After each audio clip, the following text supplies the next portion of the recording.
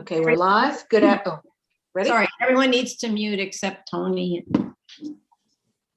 Ready? Yes. Okay, good afternoon. This is the Board of Standards and Appeals Public Review Session for March 8th, 2021. It's a 2 p.m. session. There is no public testimony during the review session. The first item is new cases on the SOC calendar. Item number 21, 52358BZ 117-30 Farmers Boulevard, Queens. Okay, we have proof of service of initial application and notice of hearing to officials. The community board recommends conditional approval stating no selling of cars. And this part is supply list to community as to the number of employees from the community, upgrades to the property made by the owner, I guess, and that's it. Okay.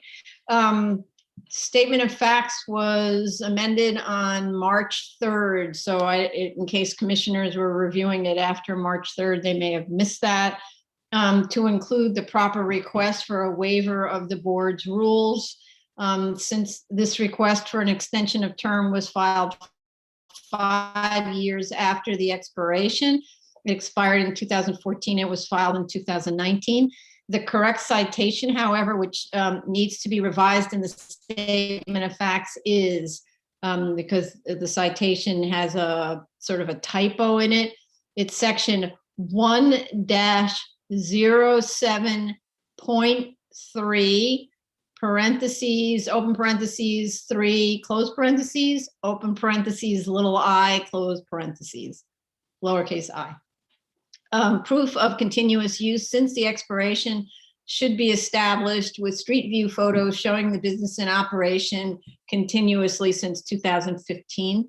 Council should note that the zoning district has changed since the last grant, from a C1 to this, our council when they're doing the resolution, since the last grant from C1-2 are in overlaid and R3-2 to and an R3-2 alone to C1-3 overlaid R5D and an R3A. So, and the C13 R5D is 125 feet along Farmers. The district boundary lines are being incorrectly shown on the site plan. The zoning map and radius map show the 125 feet is measured parallel to Farmers, not perpendicular to Baisley. So much more of the site is actually in the R3A. So it's and I think that the incorrect district line designation is left over from the prior approval before the zoning district changed again, zoning district boundaries and the district changed again. There's a stray reference to a 1956 variance 550-55BZ in the statement of facts. So that needs to be taken out because I don't know why it's mentioned. I don't believe it has anything to do with this site. To clarify, this is a variance granted in 1959 under section 523-58BZ. So the statement of facts needs to be corrected, and please, to the applicant, proofread all submissions before filing. That should actually go without saying, but I'm having to say it. There was also an application under calendar number 524-58-A for the same site. And apparently also a GCL waiver, I guess it was a GCL 35 waiver under section 22-93A in 1994, all of these two application calendar numbers should be discussed in the statement of facts, and copies of those resolutions have to be provided. The BSA history as submitted so far is also incomplete. The history in terms of submission of the resolutions is also incomplete as to calendar 523-58BZ and should be resubmitted with all of the resolutions, including the extension in 1974. That resolution is missing, and they need to be organized. And I want to make a note to both our property managers, our project managers and our council. and also to the applicant, this site has a very confused history. And so I would like the applicant and the BSA project manager and our council to clear up the history so that we get it right. The application number, again, is 523-58BZ, implying naturally that it came to the board in 1958. The excellent 1958 resolution describes the site as basically undeveloped. There is referenced in the resolution to a December 11th, 1923 variance, quote, under the subject calendar number, unquote. It's what it says in the resolution, which is obviously incorrect. So I think that's the place where that reference is made, and I forgot to write the date. I think it's the most recent resolution. It's making reference to a 1923 variance, quote, under the subject calendar number, which obviously can't be, because otherwise there would be a 23 in the calendar number, and the only calendar numbers we're aware of are 58. So I'd like the new resolution to correct the errors of the past and to provide a complete history of the site. So we don't have to, so a future board doesn't have to figure it out all over again. The site is adjacent to residential uses on both sides. And for unknown reasons, the prior board in 2005 eliminated the requirement for landscaping along that perimeter. Now it appears that the area reserved for landscaping is untended dirt and weeds. It should be properly landscaped with dense buffering shrubs that grow to a height of 8 feet. There appears to be a convenience store on the site, which was not mentioned in prior approvals. I'm not sure if that's the case, in which case shouldn't this be an amendment? Vacuums are shown adjacent to residents. An earlier resolution specifically forbade this. So why are there vacuums now shown next to residents? The submission indicates that the signage exceeds C1 regulations. That must be corrected. So they have to show on the drawings the proposed corrections. The trash container must be kept within a trash enclosure and not adjacent to residents. The asphalt needs to be seal coated. It's in really bad shape. They need a lumen spread diagram, and the title blocks need to include the title of the drawing sheet. I've been looking at a lot of these drawings. The title blocks don't meet our minimum standards often. This is something both the applicants and the project managers have to be aware of. A title block has specific requirements. It has the address of the site, the scale of the drawing, the name of the actual drawing, the number of the drawing, so A1 or something like that, and elevations or plan, and then the date of the drawing, which must be updated at each submission. So I don't understand why we're seeing still title blocks that don't have all of the standard requirements for title blocks. And those were my comments. Vice Chair Shanda. Okay, thank you.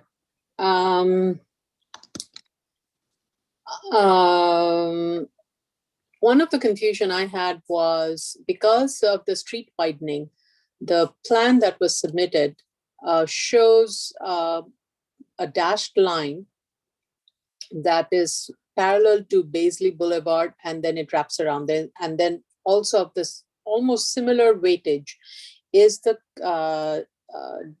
zoning district line, the commercial overlay. The drawing should be much clearer in distinguishing between those two lines and identify the street widening line of Baisley Boulevard. And the reason I asked for that, and that's probably where the GCL waiver comes in, is because one of the gasoline pumping station is located in the street bed. And if it is, we need to know what were the conditions, approval of that, and that should be carried over into this drawing. Was there an agreement that that it would be relocated if and when Baisley Boulevard was going to be widened, something to that effect. And so the applicant also needs to confirm if there is any capital plan for widening of Baisley Boulevard. Photo number 13 shows a van is parked on a parking space that is partially on city side. This would be the parking spaces along Farmers Boulevard. And here, again, looking at the photo, it seems that the property may be extending, or the usage of the property may be extending a little bit beyond the property line. I couldn't quite verify it because it seems all of the houses have their fences extending. Seems to be well within the city sidewalk. So it would be helpful if the applicant can provide a survey confirming what the property is and where the city sidewalk ends. And based on that, then I think my question of whether the van that is parked on the parking space, last parking space, is encroaching onto the city sidewalk or not becomes relevant. And based on Google Street Views from 2019, it seems that there were cars that were on site for sale.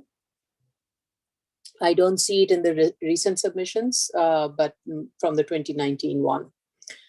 The rooms, if you look at the site plan, the floor plan, BSA 2, there's one room that is located towards the rear of the building next to the storage, which is approached from outside. That is not labeled. I wanted to know if that is the trash storage room or not. If I doubt it, but if it is not being used for any particular purpose, maybe that can serve, and the entrance of the door can be turned from the residential side to the Baisley side.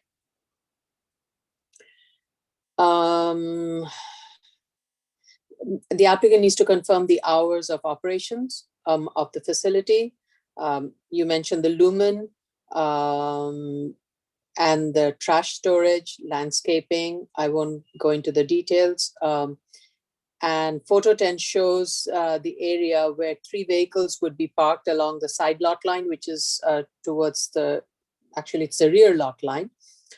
There needs to be also landscaping along that corner. Right now, it only goes up, it's shown only partially. It needs to wrap around the entire length. Those are my initial comments. Thank you. Commissioner Otley-Brown? I shared a lot of the comments that you have, Chair, concerning the proof of continuous use, the signage not showing compliance at C1, and the landscaping. And as to the convenience store presence, on the previously approved plans, that space showed as storage, a storage kiosk. And so I'm wondering if that was mislabeled on the previous plans, or whether they just converted it illegally themselves to a convenience store, in which case they should just give us the background information as to how that convenience kiosk came about.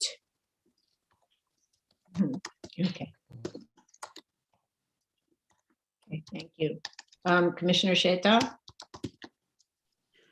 Thank you, Chair. First of all, I want to start with the BSA history document. Although it was mentioned in the statement of facts that there was prior actions before 1986, the document starts with the extension in 1986. So that document needs to be fixed. The other things, and I believe you, Chair, mentioned the majority of them, but I want to say this. I feel like little by little, once a day in the future, we're gonna get a statement of facts that says this application is filed on behalf of John Smith.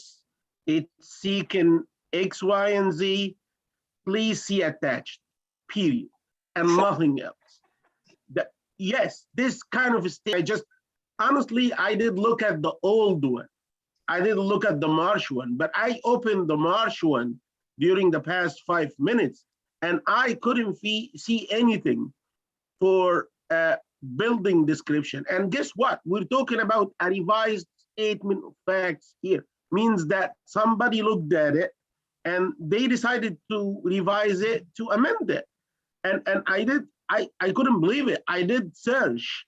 I did control find building. I looked at the word building in the statement of facts and I couldn't find it.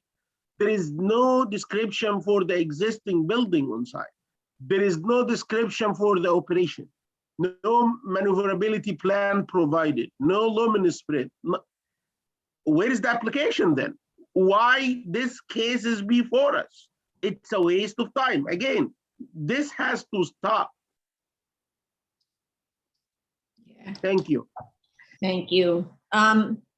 So a lot of it is the applicants send us what, is just the most minimal stuff, and then they hope that, or they don't hope, they get a notice of comments and they minimally respond to the notice of comments and they kind of wait it out, right? And we have to stop that from happening. The project managers have to reject incomplete submissions and ask for all, the submission that you saw as a second submission was in response to the project manager's notice of comments. So, and very often we see that the applicant doesn't respond fully to the notice of comments. I often read the notice of comments and I see that the project manager may have asked for all of this, and then they got what they got. And then rather than keep it rotting in the pile, we move it to calendar because we don't know what else to do because the applicant is unresponsive. So it's Is it possible to dismiss a case because before it's before us? Like if the PM asks for something and they do not submit, and then he asks again and they do not submit, is it possible to just kick it away? I think that once it's filed, I don't know that we can dismiss it once they've submitted materials, because what we're talking about is dismissing for lack of prosecution. So the only version of that is, which we have done, where an application is submitted, a notice of comments goes out, a year passes, and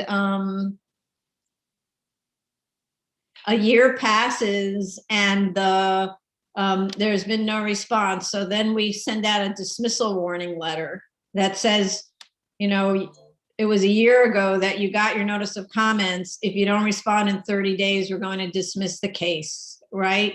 So that's the only way that we can dismiss, because that's considered a lack of prosecution. But when they submit stuff, we can't dismiss it without bringing it to a hearing, is my understanding. Please correct me please correct me, counsel, if I'm wrong about that. But I think once they've responded, you can't say it was lack of prosecution. So that's when we talk about it in the hearing. And I hear your frustration, even though this is in fact the first hearing. I hear your frustration because when I review these, and you could hear me last week or 2 weeks ago, where I was out of my mind frustrated with the poor quality of submissions and the project managers either not picking up the problems or not getting a proper response to the problem. So, what to do about this? Unclear. We're still working on it, but yeah. So anyway, we'll see if we can clean this up. But I do wish that with the more experienced applicants, we don't see these kinds of incomplete submissions or confusing ones that we have to correct, because that's what's happening, right? We end up getting becoming sort of counsel to the property owner, because counsel or whoever the applicant representative isn't really doing their work. And so then that's part of the problem. But anyway, any other comments about the specifics of the case? No, I agree that I saw car sale in Google images. I saw probably encroachment on city property on the sidewalk. I can show a picture from a website that we have access to through the city that gives images by date. And this is the latest one. This is November 24th, 2020. You can see that there is a car here parking on the sidewalk. And if you look at the fence for the adjacent property, you can see that apparently there is an encroachment into the sidewalk by this property and by the subject property itself. So we need clarification about that, and they need to submit what they are missing. Like I said, maneuverability, lighting. They need to amend the statement of facts to describe the building, the existing operation. All of that need to be addressed. Okay, thank you. Commissioner Chiavetto? Thank you, Chair. I had some of many similar comments. With regard to continuous use, I request to see some bills to show activity. The Google Street View does have a gap between 2013 and 2017, so I don't believe they'll be able to unless they could find some other photographed timeline. But I don't think they'll get it from Google View. I think we already mentioned repeatedly the lumen shred, the trash storage, the landscaping, and hours of operation. All things that were stated before, but things that I definitely want to emphasize the importance of. Right, okay. Thank you. This, I don't think it was for this case.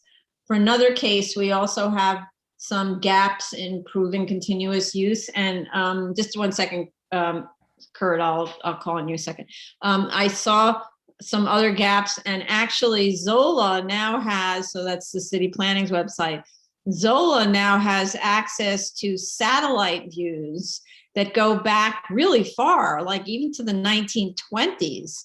So sometimes they're really hard to see, but maybe the shadow of it gives you an idea. So because Google Street View, and it's not, I don't think it's the case, it's relevant here, but Google satellite view didn't exist until 2007. So prior to that, you need to work using satellites and other professional aerial photography. So it seems like the city planning Zola website is accessing that material. So it's another way of establishing to a certain extent an existing condition. It may not prove the question here because it's an aerial image, but sometimes it can show you prior behavior of, say, parking or whatever it is, because you can actually see the cars in the lot. But okay, thank you.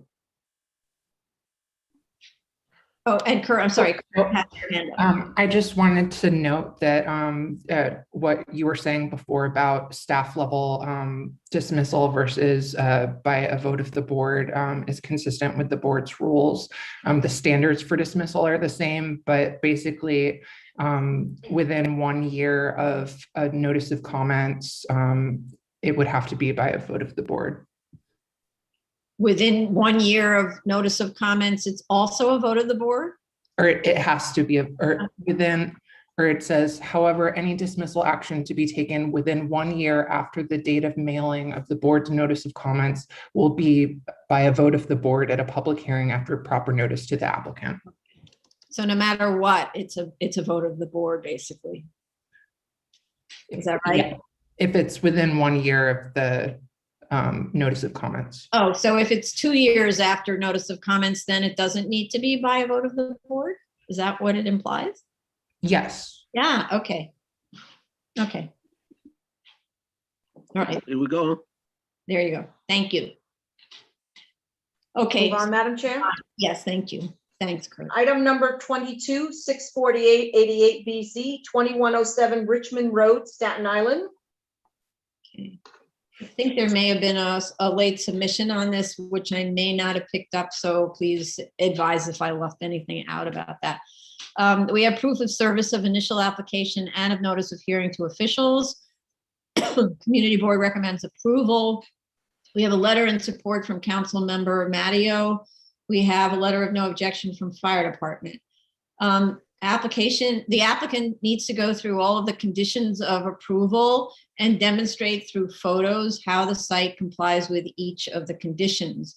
Many photos were submitted, so actually we probably could use the photos that were already submitted and refer to them by number in the demonstration of compliance. So as shown in photo 12, like that, the necessary fencing or whatever was installed. And to demonstrate that also that a grocery store use is compatible with neighborhood character, that actually has to be done in the statement of facts, especially in light of the higher parking category compared to a drugstore. I do understand that the tech memo states that according to the seeker technical manual, trip generation is lower for this use than the previous, but I think actually there was a DOT response to that tech memo that I haven't had a chance to review. So Tracy, if you want to jump in, if you've done it. Yeah, DOT issued comments on Friday, I believe it was Friday. And then over the weekend, the applicant responded to all the comments showing they seem minor in nature and basically the data that DOT wanted corrected didn't change the conclusions of the tech memo very much. Okay. All right. So the conclusions on the tech memo were actually very little parking space utilization. I think it was 9 spaces peak hour, where the applicant actually took a more conservative approach than instructed by DOT. It's hard to believe actually in Staten Island that you would only have that kind of utilization, but that's what it demonstrated. The perishable waste says they say it will be stored in the refrigerated enclosure that is proposed to be added to the side of the building, with the dry waste in a masonry enclosure. That's my understanding. So in addition to having that structure added for storage of food, they're also going to store perishable waste inside there, which is a good thing because it's inside. And the dry waste, I believe was shown in another location. It should be next to the masonry enclosure. I may be remembering the site plan differently, but I think that's the case. We do need better details on the masonry enclosure and the gate, and also on the outdoor refrigerator. We need to know what is that thing? How will these look in this R district? How will they be screened, etc.? The gate on the trash enclosure is shown as being, I think, chain link fence. It must be solid steel and not chain link with slats. That's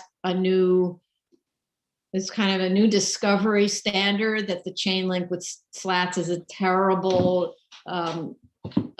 insecure and kind of poorly maintainable structure. So it should be steel doors.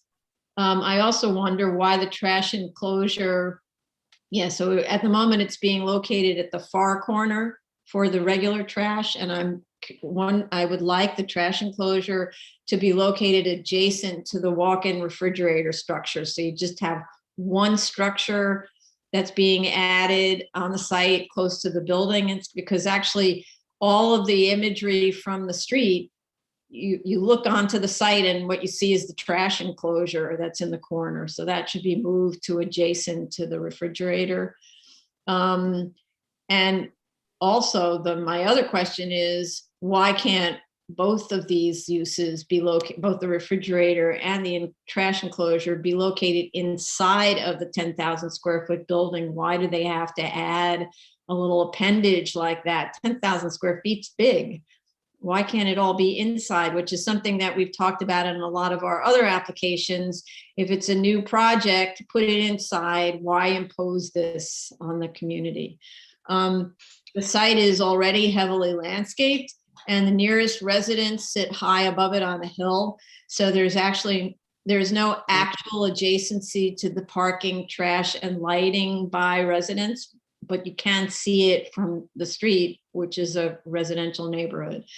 And they're indicating that the perishable waste, I think, is only being picked up twice a week. It should be picked up at least 3 times a week to avoid rodents. And, you know, arguably there are fewer rodents when it's inside of a refrigerated area, but still it's amazing what rodents know how to get into.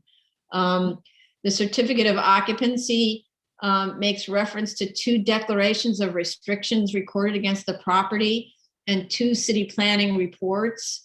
Those should be provided, and also provide proof of compliance if there are conditions in those declarations and reports.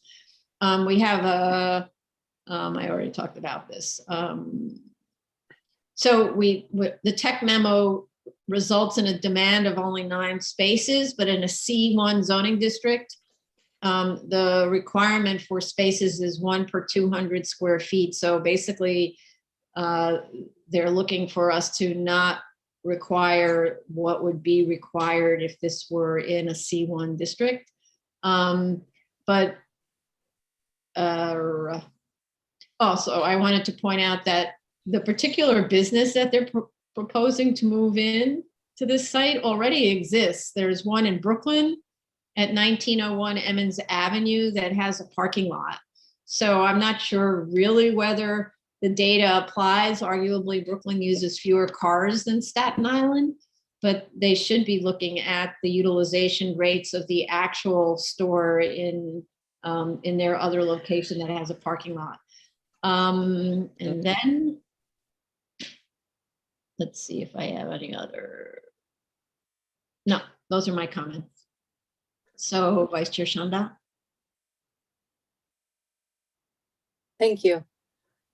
I was quite impressed with the condition of the site, even though it's been vacant for the facility has not been used. So it was good to see that the owner has maintained the site in really good condition. So that's a good start.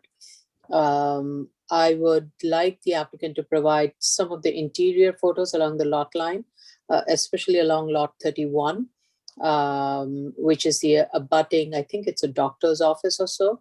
On the plan, if the applicant could show the grade elevation of the parking lot. The Google Street View from 2018 show that the site was well maintained and landscaped, though could use some ground coverage, especially along lot 31 and around the trash enclosure. With regards to the 2 different forms of trash enclosure, given the location of this use, and this being the commercial corridor within the residential section of Staten Island, I really do not have an issue with the incremental increase of the floor area that the applicant is requesting to accommodate a refrigerated storage area, and also because of the way the site is situated, given that it's in the bottom of a hill almost, well, it's because of the slope condition. It is not abutting any residential use. All the uses are commercial, and the way the building is landscaped, the trash enclosure that is on the outside is not that visible. So I would be okay with it being there. And I seem to remember in my review, I saw somewhere where, maybe I'm confusing with another plan. I thought they had showed that this would be a metal one. So I may be confusing it, but I agree that if it is to, it should be of not a chain link fence, but should be metal, corrugated steel metal door, and that type of material should be used. DOT note mention from the 2020 review mentioned something about an additional mezzanine floor. That doesn't seem to be included in the statement of fact, or it's shown in the plan. So if the applicant would clarify, that would be. Yeah. Just to clarify, yes, initially at the time of filing, there was a proposal for a mezzanine for mechanical. Okay. DOT had raised some concerns, and in response, they opted to remove that from the proposal. Okay. So that Okay. mezzanine is not being proposed today. Okay, thank you. No. I was just reviewing those two plans, so that's why now, as you mentioned, with regards to the change of the finding, the applicant does need to talk a little bit more in detail about the neighborhood character and how it affects the traffic, given that the change in use results in a different parking category requirement for a grocery store than it was for a pharmacy. And also, I don't think there will be much of an increase in the air quality, but that should be referred to. And I think the tech memo will pick up on those, and that should be referred to in the neighborhood character study. Other than that, I did see the DOT comments and the recommendation DOT has made. So I'll wait for DOT's review on the completeness of the traffic circulation. And otherwise, I'm fine with this application. Okay, thank you. Commissioner Otley-Brown. I had a similar question to you about why the refrigerator space couldn't be incorporated into the existing building envelope. And also that the trash enclosure doors should be steel. I agree with you on that. Other than that, no questions. Thank you. Commissioner Sheta. Thank you, Chair. I actually don't have a question why the refrigerated should be incorporated. I would suggest strongly, I would strongly suggest them to incorporate it in the building and not to build it the way it's shown in the plans. The reason for that is if you look at my screen, you see there is a huge retaining wall here that's about 40 feet tall, and their proposal is to dig right next to the toe of this wall, just 5 feet away from that.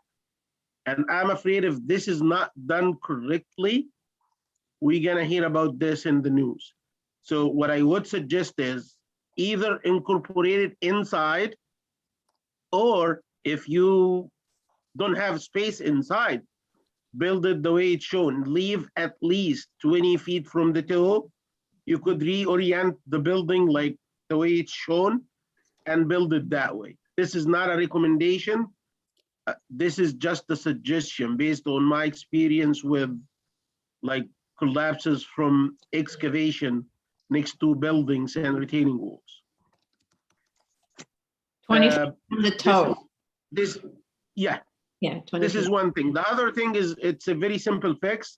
If they look at the plans, they submit it. The identification of section A and section B are not legible. I couldn't see him. So please fix these. Other than that, I don't have any other comments. Thank you. Thank you. Commissioner Shabetto. Thank you, Chair. Don't want to be repetitive, although I do want to say that the site has been, the location has been empty for quite some time. That Dwayne Reed moved out some time ago, and it's being held, as Commissioner Sean stated, in relatively good condition. I think this application, this use will be welcomed in the area.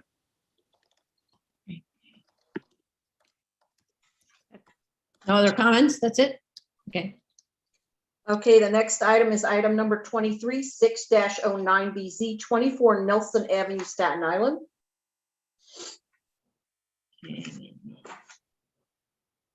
Okay, just a second. All right, we have proof of service of initial application and of notice of hearing to officials. Community Board recommends approval. We have letter of no objection from Fire Department. In only 2 pages, this is a little bit about what Commissioner Sheta is talking about. The statement of facts in the first 2 pages of what I think is a 3-page statement of facts. It contradicts itself as to the size of the lot and of the building. So I have to beg the applicant, please proofread your submissions and tell us always before you submit, and tell us in this case, which is the right answer about the size of the lot and the building. The storefront, the statement of facts goes rather meekly through the 7221 findings. It should be more systematic and state which finding the paragraph is addressing. All of that information is actually not needed to be invented. It's in the 2010 resolution. So instead of kind of, I don't know what it is, glossing over it or simply implying something, it should be stated outright what is being responded to in which finding. The drawings have absolutely zero information as to lot and building area, zoning district, nothing like that. I'm very surprised by the level of, let's say, absence of information on the drawings. The most basic thing you show on the drawings, in addition to a complete title block, is the size of the lot, the location of the building on the lot area, and the building floor area. So, and the zoning district, how do we even know what we're talking about, right? There's also no signage information to show compliance with the district regulations. Trash, I don't see where the trash is being stored. Tires are shown stored at the exterior. They must be stored on the interior. They need to provide photos showing the south and west sides of the property, including all the building walls. In the photos and street view images, we do have the site looks reasonably good and is adjacent to very badly maintained commercial uses. So I hate to use as a comparison that the neighbors are horrible and this one's much better, but that's the fact. So this one is better, much better maintained. And surprisingly, the 7-foot wide above ground planters, this was something that I was actually very surprised to see. Those above ground planters look like they're about 3'6" to 4 feet high, seem to be working for the evergreens that are planted in them, that have indeed created a dense buffer. And those evergreens do not look like they were planted just before the photo was taken. They look like well-established trees. So this is more of a question about aiding the board in future applications. Can we find out more about how these were actually built, how much soil there is, what kind of trees these are, and how they're maintained? Because very often we get pushback from applicants that say we don't want to put in-ground planting, and then they end up offering potted plants, and we know that's not going to work. And then the other thing is, one of the things that's great about these planters is they're right up against the property line and the sidewalk, and they create a beautiful fence, a natural fence between this use and the street. So I'm kind of like, this is great. It's a great model if we could learn how it was done and why it's so successful. So that's just a request to help the board and your fellow applicants out here. So those are my comments. Vice Chair Shanda? I completely agree with you, Madam Chair, with regards to the planter bed. I would say, I would use the word blown away, because I've not seen such a successful raised planter bed, and it's well maintained. And I was thinking the same thing, if we could get more details, and that could be one of the things we put in the suggestion box of how to design, build. It's thriving, it's doing very well. So with that said, moving on to the negatives, which are not that many. Again, this site, I would say it's very well maintained for an auto repair shop. But in the plan, the applicant needs to show where the trash is stored. The Google Street View shows vehicles parked on the sidewalk along Giffords Glen. I'm not sure if these vehicles are associated with the subject site or the used or the use that is located on lot 29. Now, according to Zola, lot 29 and the subject lot is under same ownership. So the owner definitely can make sure that that error is corrected. No parking on the sidewalk sign should be added to prevent that. And the photos that were submitted by the applicant show more than 6 vehicles are parked on the site. Are these vehicles awaiting repair? And if needed, then the revised site plan should then be marked to provide for those additional parking spaces, stripe them. And also there's a tire rack that is located outside along the side lot line. The tire rack should be located inside the building. Mhm. Great, thank you. Commissioner Otley Brown? I have no additional comments. Commissioner Sheta? Thank you, Chair. Nothing additional from me. Okay, Commissioner Shabeta? The only thing I'd like to add is that the Google Earth view, which gives you the looking down view, the site did look like it needed some cleaning up. I do see the tire rack that Commissioner, Vice Chair Chanda stated. So that's the only other comment I'd like to add. Okay, thank you. Move on. Yep. Item number 24, 2019-299 BZ 8201 to 8213 Queens Boulevard, Queens. Okay. We have proof of service of initial application and of notice of hearing to officials. Community Board recommends approval. The variance expired in December 1997, and this application was filed in 2019, so 12 years after the expiration. Under our rules, we can permit such a request for reinstatement if the applicant requests a waiver under Rule 1-07.3B for little I, or it's really Roman numeral I guess, and go through the findings of that rule as to continuous use, substantial prejudice, and neighborhood impact. The statement of facts mentions the substantial prejudice, but doesn't explain what it is. It just says we'll suffer substantial prejudice, but doesn't tell us why, how, what, where. It needs more information, more depth, more beef, etc. A letter from the fuel supplier states that it has been servicing the site since December 2001, which is a gap from expiration of 4 years. There is no explanation for the other submissions, including, I don't know what a BCS is, that shows payments since 1999, which, if that was an acceptable statement, I actually don't know what it is still a gap of 2 years.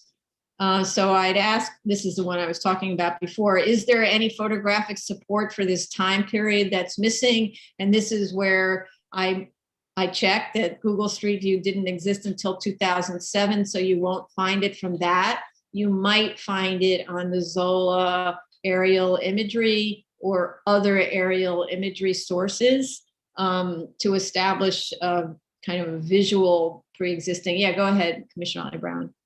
Didn't the variance expire in 1987? Not Yes. 1997. Oh, 87. So there's a bigger chunk of time. 87. No, so, no. There was a 1988 decision. Yeah, it says granted for a term of 10 years from December 13th, 1987 is the last resolution adopted May 10th, 1988. Oh, okay, because then the caption in your in the application is wrong, because it says it expired on 1987. Okay. All right. So what I'd like, who's our project manager on this? Daryl? Daryl, could you go please right now into SharePoint and correct the description of the project? So it says 97, because otherwise that'll continue following us indefinitely, okay? Thanks, Commissioner Otley Brown. Okay. Also, Madam Chair, Fusion should be updated. Yes, that's a direction to Daryl, update Fusion, however that's done. Okay, thanks. So let me get back to where I was. Okay. There's also a request to legalize the conversion of the service bays to a convenience store. The site has a long history of being out of compliance with zoning regulations and BSA grants. The statement of facts states inconsistently that the existing building is 848 square feet and also 1,226 square feet, and that the lot area is 5,021 square feet or 5,120 square feet. One of them is right. You can't have everything in the same statement. It means you didn't read what you submitted before you submitted it.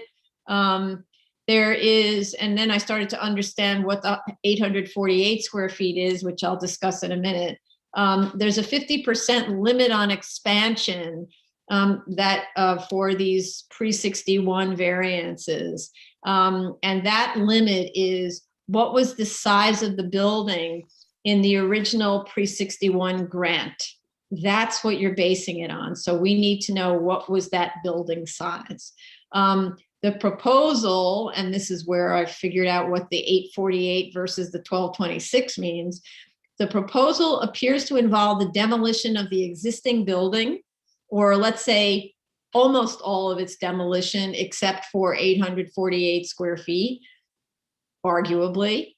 And its slight actual relocation and enlargement to the property lines. So demolition of this building is not permitted for pre-61 variances. It's just not, right? So you would need, if you wanted to do what you're proposing, obtain a ZRD1 from Department of Buildings that shows that the project as proposed would not have to obtain an NB. It could be done under an alteration type 1.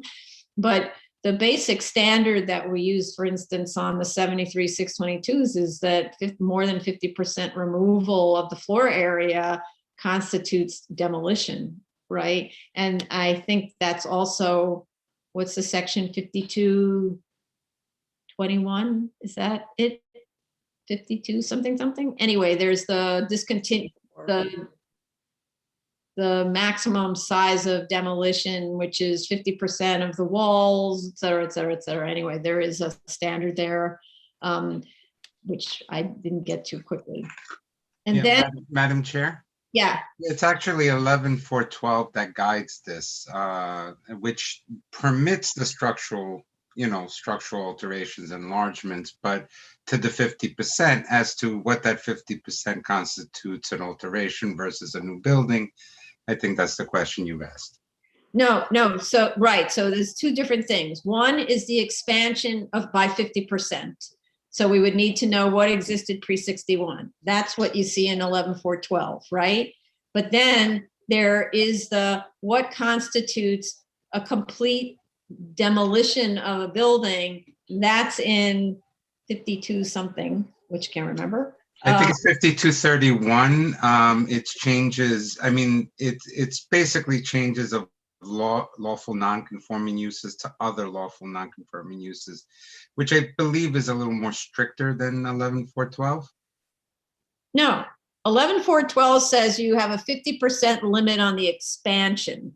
Yes. It doesn't say anything about what constitutes demolition. Correct. I just, because 5231, I'm sorry, I'm not reading, I'm doing this at the top of my head.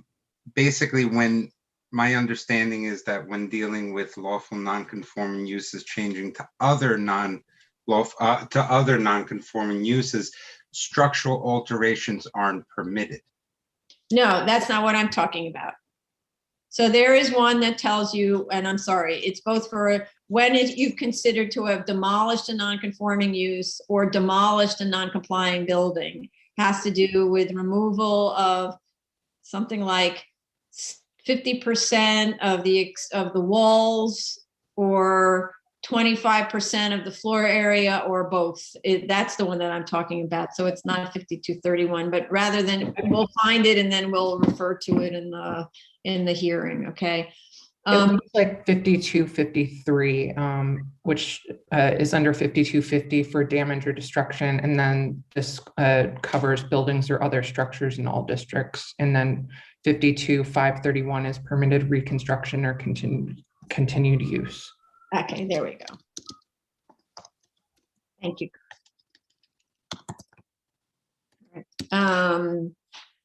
Okay.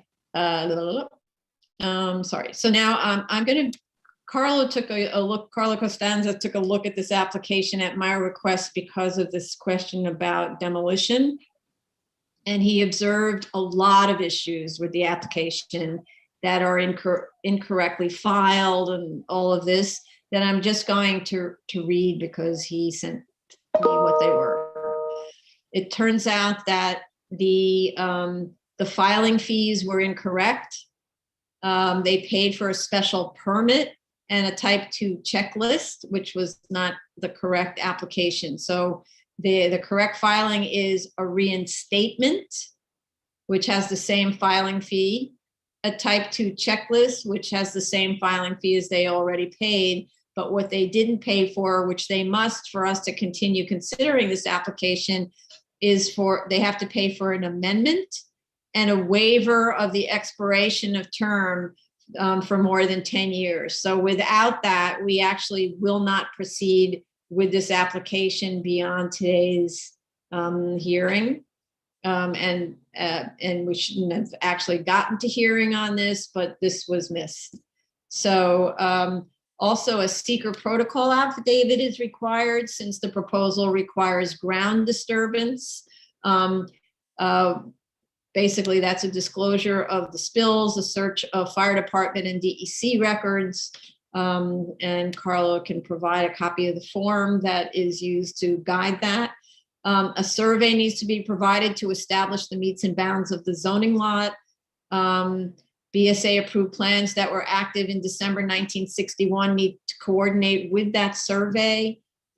Section 11.4.1 in the zoning resolution, as I said, prohibits the enlargement of the area of the zoning lot that received the variance. That's another aspect of it. So both the building and the zoning lot cannot have been enlarged since 1961.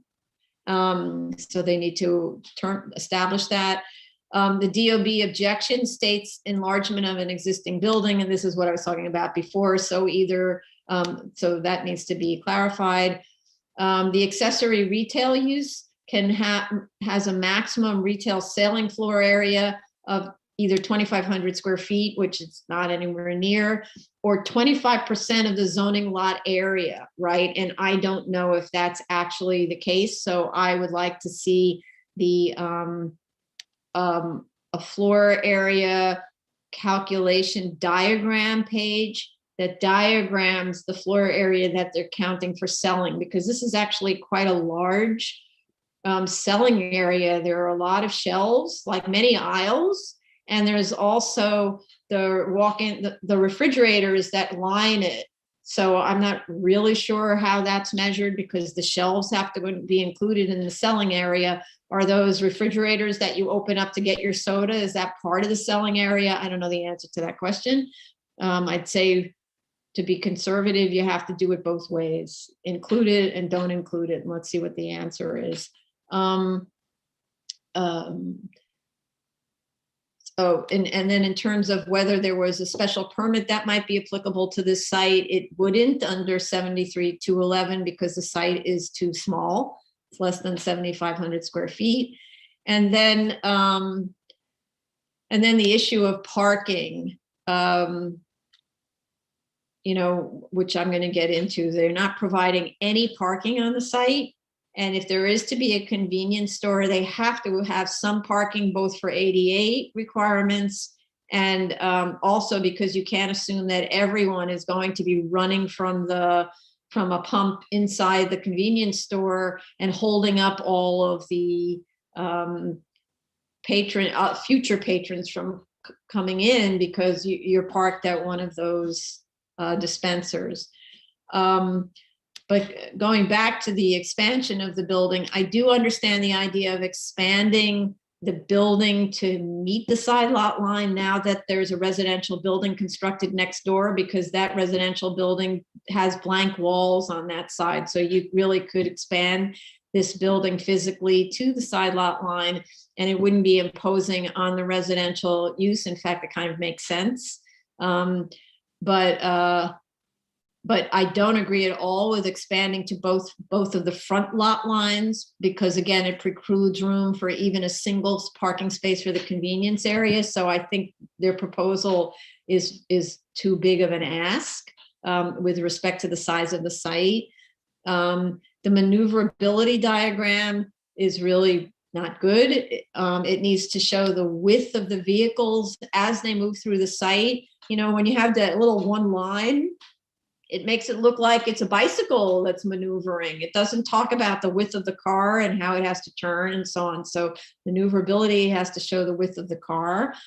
And it looks like even from that little line drawing that the route of the cars to the central dispenser looks like it's forcing them to drive on the sidewalks. The cars also that are used are only 6 feet wide and I forget, 16 feet long. So that doesn't include full-sized SUVs that are wider and longer. And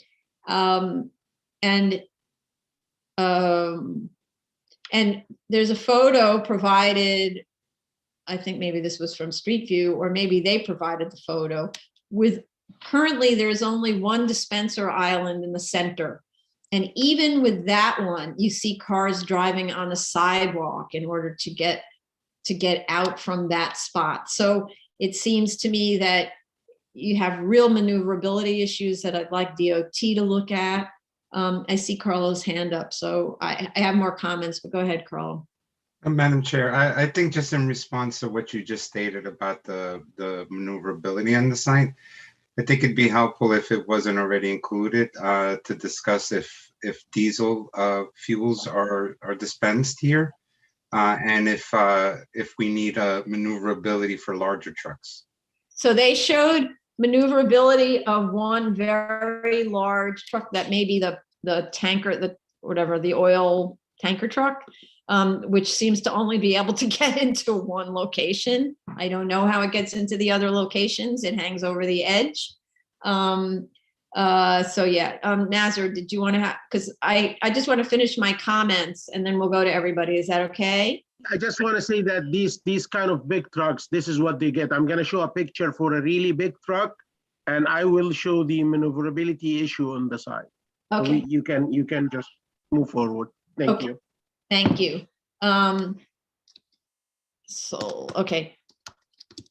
And then last comments, the easternmost curb cut on 51st can't be 30 feet if it is drawn to scale compared to the other 30-foot curb cuts. So you're looking at a drawing that shows 30-foot curb cuts and they're of a certain length, right? And then there's this other curb cut on the upper right on 51st that is like a length and a half, and it's labeled as a 30-foot curb cut.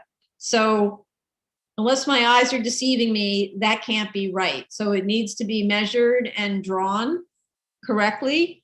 And if it's more than 30 feet, you have to tell us what it is. And I don't really know whether it's permitted if it's more than 30 feet. So that's a whole other subject. They're locating a trash enclosure right at the property line on the sidewalk. The trash enclosure needs to be moved back. Typically, we require it to be not closer than 50 feet to the street line. And in the case of new or enlarged buildings, in this case, the trash enclosure needs to be located inside the enlarged building so that it doesn't have to be imposed on all the neighbors. On the lighting, the balconies of the adjacent apartment building have a line of sight direct to this station. So the applicant needs to demonstrate that the light shielding will direct lighting down and away from those balconies. And the proposal includes the installation, if it isn't the legalization, of three 10,000 gallon fuel tanks instead of the existing 3 4,000 gallon tanks. I believe this is a DEC issue and we need their input on that. This is a very small site and I don't know whether there are limitations based on site area. I believe the site has been the subject of a lot of spills. So those are my comments. I believe for Ya's benefit that we did get the old resolutions Pretty sure. So, Vice Chair Shanda. I share your concern with regards to the proposed enlargement and the information provided. I think it is too many things happening at this intersection. I'm very familiar with this intersection. I used to go by this site quite often, though I cannot say what was there before 1997. That I'm not sure about. So with that, here are my questions. First of all, the applicant needs to make sure that the lot area is consistent across all the documents.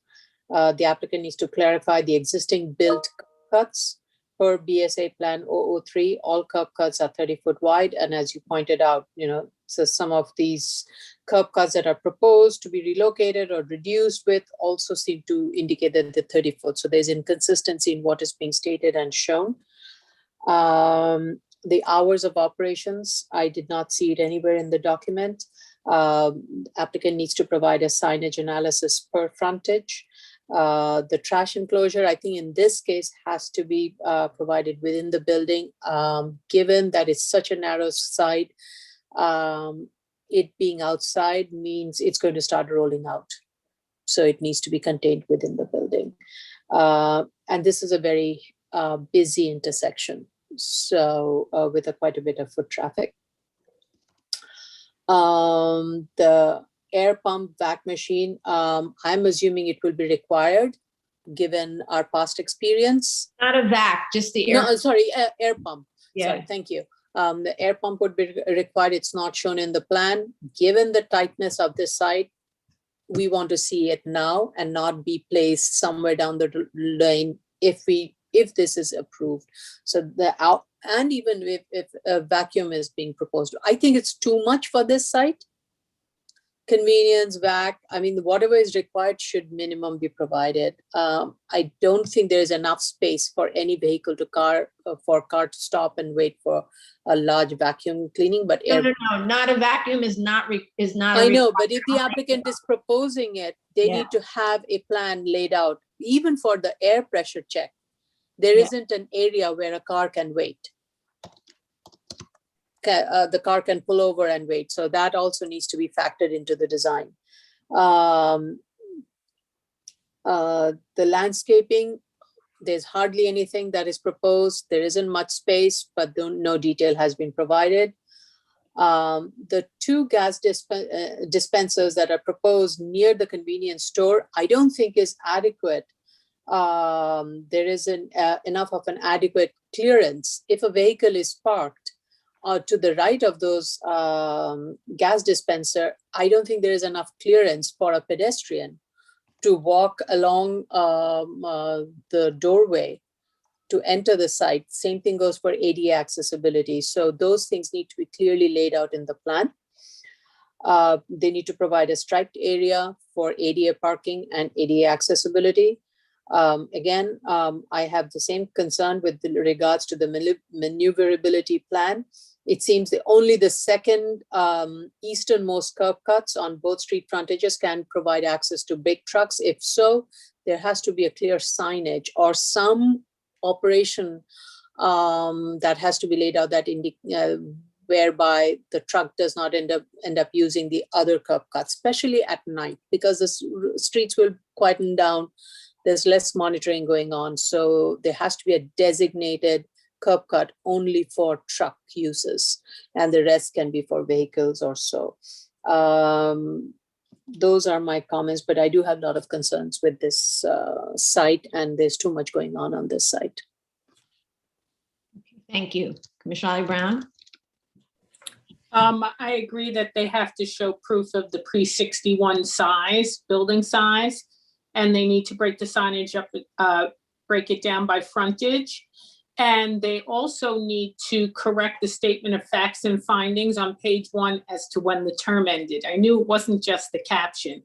One paragraph says the term ended 1987, the other one says 1997. And as to the maneuverability with the truck, it appears to me that they chose a fuel truck to show the maneuverability, and they put it in that position because it actually goes over the two of the three tanks. So I'm thinking that's why they're showing that truck, but I don't think they sell diesel here. They only have 3 tanks. So it's probably like regular mid-range and premium. Those are my comments. Thanks. Commissioner Sheta. Thank you, Chair. Yeah, regarding the maneuverability, I agree with the Vice Chair that the kind of the layout they are proposing for the pumps is giving them hard time. If you look at the maneuverability plan they provided for the trucks, I'm not sure if the truck exiting the site is going to be able to make the turn, because the street, they didn't put the real width of 51st Avenue. If they do that, you're going to see that this truck, by the time it's out, it's on the other sidewalk. It goes to the other sidewalk at across the street. So I don't think this plan is going to work. I doubt. I believe they used to find another way. And when I looked at the Google Maps and I looked at the street views, I have seen like some sort of another sort of maneuverability. I'm gonna show it. Give me this. That one. That's what's going on.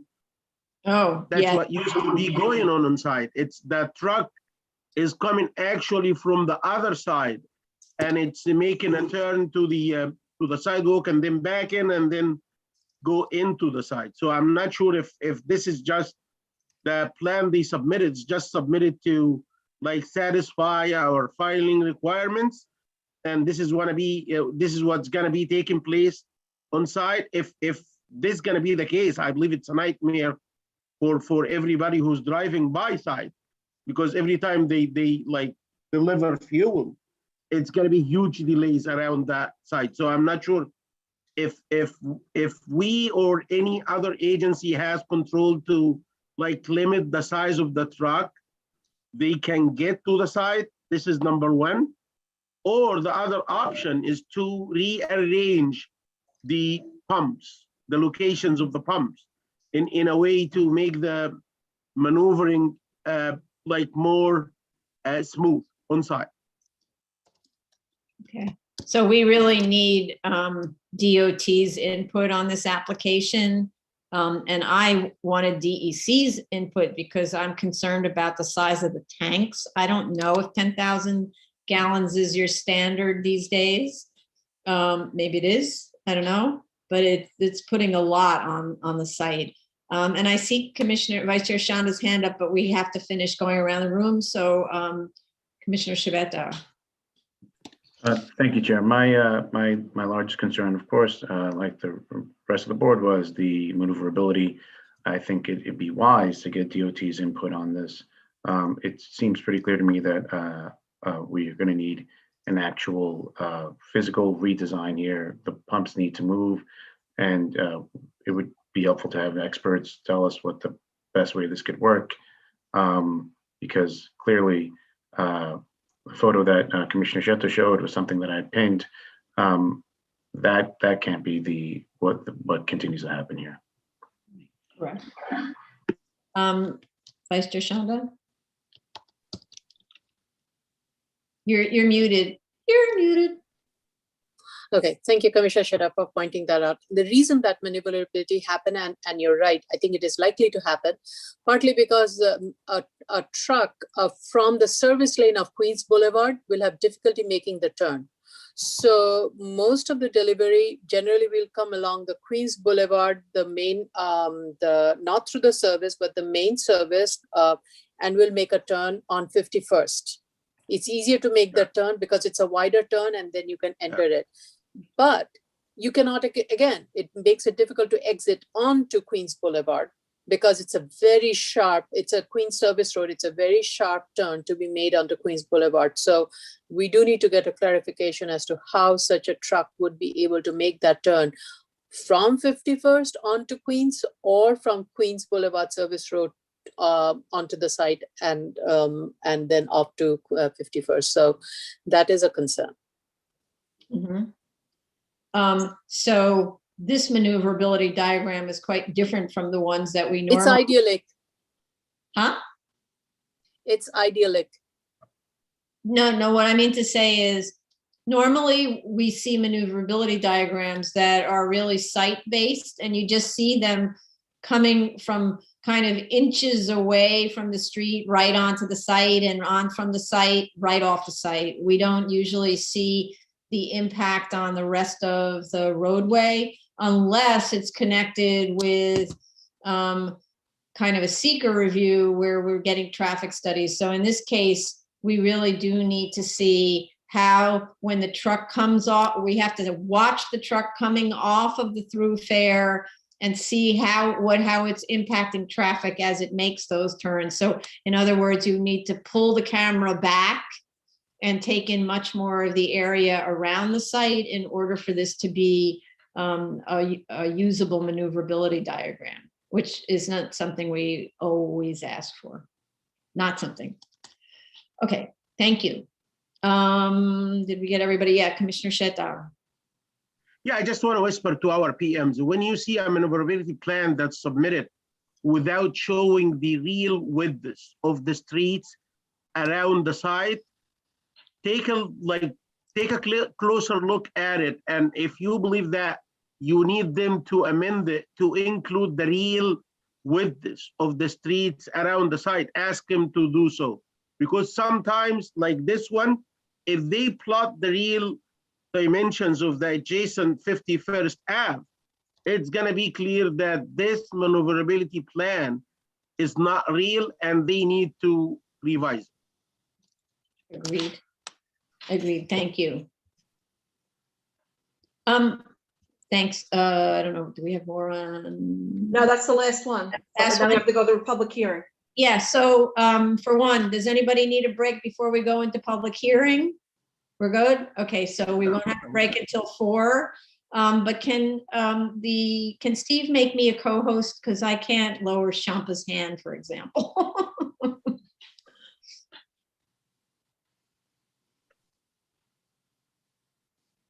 Thank you. Okay, good afternoon. This is now the Board of Standards and Appeals public hearing for March 8th, 2021, 2 p.m. session. We will begin with special order calendar, new cases, item number 21, 52358BZ, 117-30 Farmers Boulevard, Queens. The applicant is Glenn Catrona.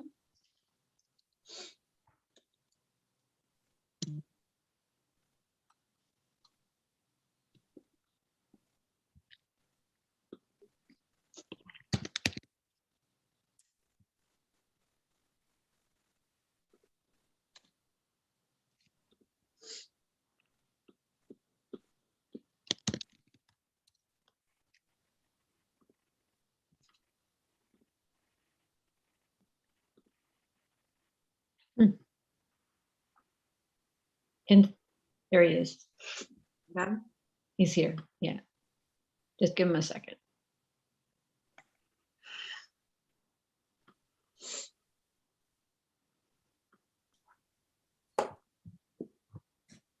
Hello, Good afternoon. good afternoon, Madam Chair, Vice Chair, Commissioners, BSA staff. I'm Glenn Catrona, AIA, Catrona Architecture, PLLC, I have to swear you in. representing the owners and operators of 1730.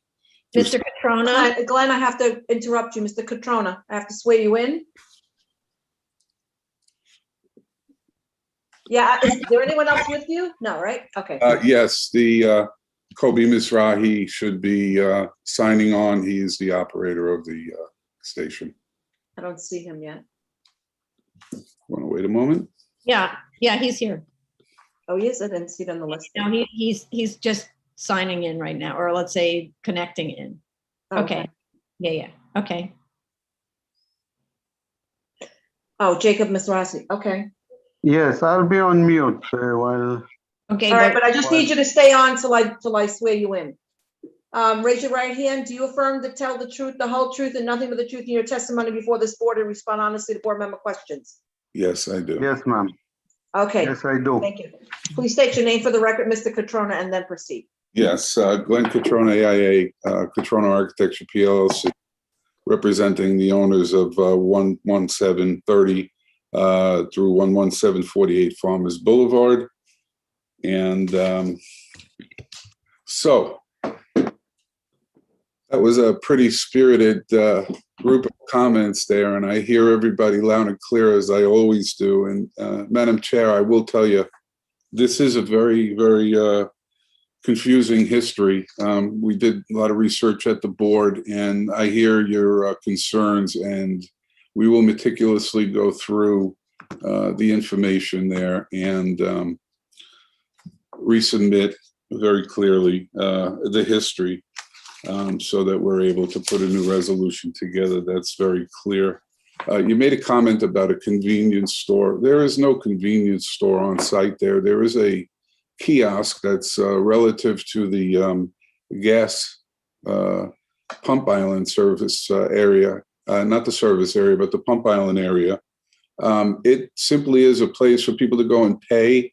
They do, like most of these kiosks that you'll see, they will sell windshield washer, cleaner, some oil, that type of thing. You know, and they do have a refrigerator inside, but it's all through a pass-through window. There's no convenience store where anybody goes into it. So, you know, I hope that clarifies that, but we will add some additional information. The vacuums were part and parcel to what was previously approved. That has been in existence there, and we simply added to our plans what the prior conditions were and current as well. On Friday, the 5th of March, we submitted an update to the board because the signage was corrected. Kobe, who's on the phone right now, we made an effort to find a path towards compliance, and we resubmitted on Friday. So I know it's late in the day to follow up for today, but you can go back there and take a look at that. The trash enclosure as well. It's an enclosed trash bin that's been in existence, and we simply showed what was on the prior approval. I will tell you that I've heard numerous times the board say that a variance is a privilege, and I realize that conditions can be presented here that we would need to look at, but that has been the condition in most of the prior approvals that we had reviewed. In terms of the asphalt, we'll take a closer look at that and see that. But you also made a comment about the lumens. The existing canopy has been in place. There is no change to the existing canopy. If this is a requirement, out of matter of respect, we of course will take the opportunity to look at that. But just for the record, we are absolutely not changing any of the conditions that have existed in respect to the canopy and the lighting associated with the canopy. We will update our title blocks on our drawings. That is not a problem. A lot of the comments seem to be similar. Vice Chair brought up the street widening. Yes, there is that street widening there along Baisley.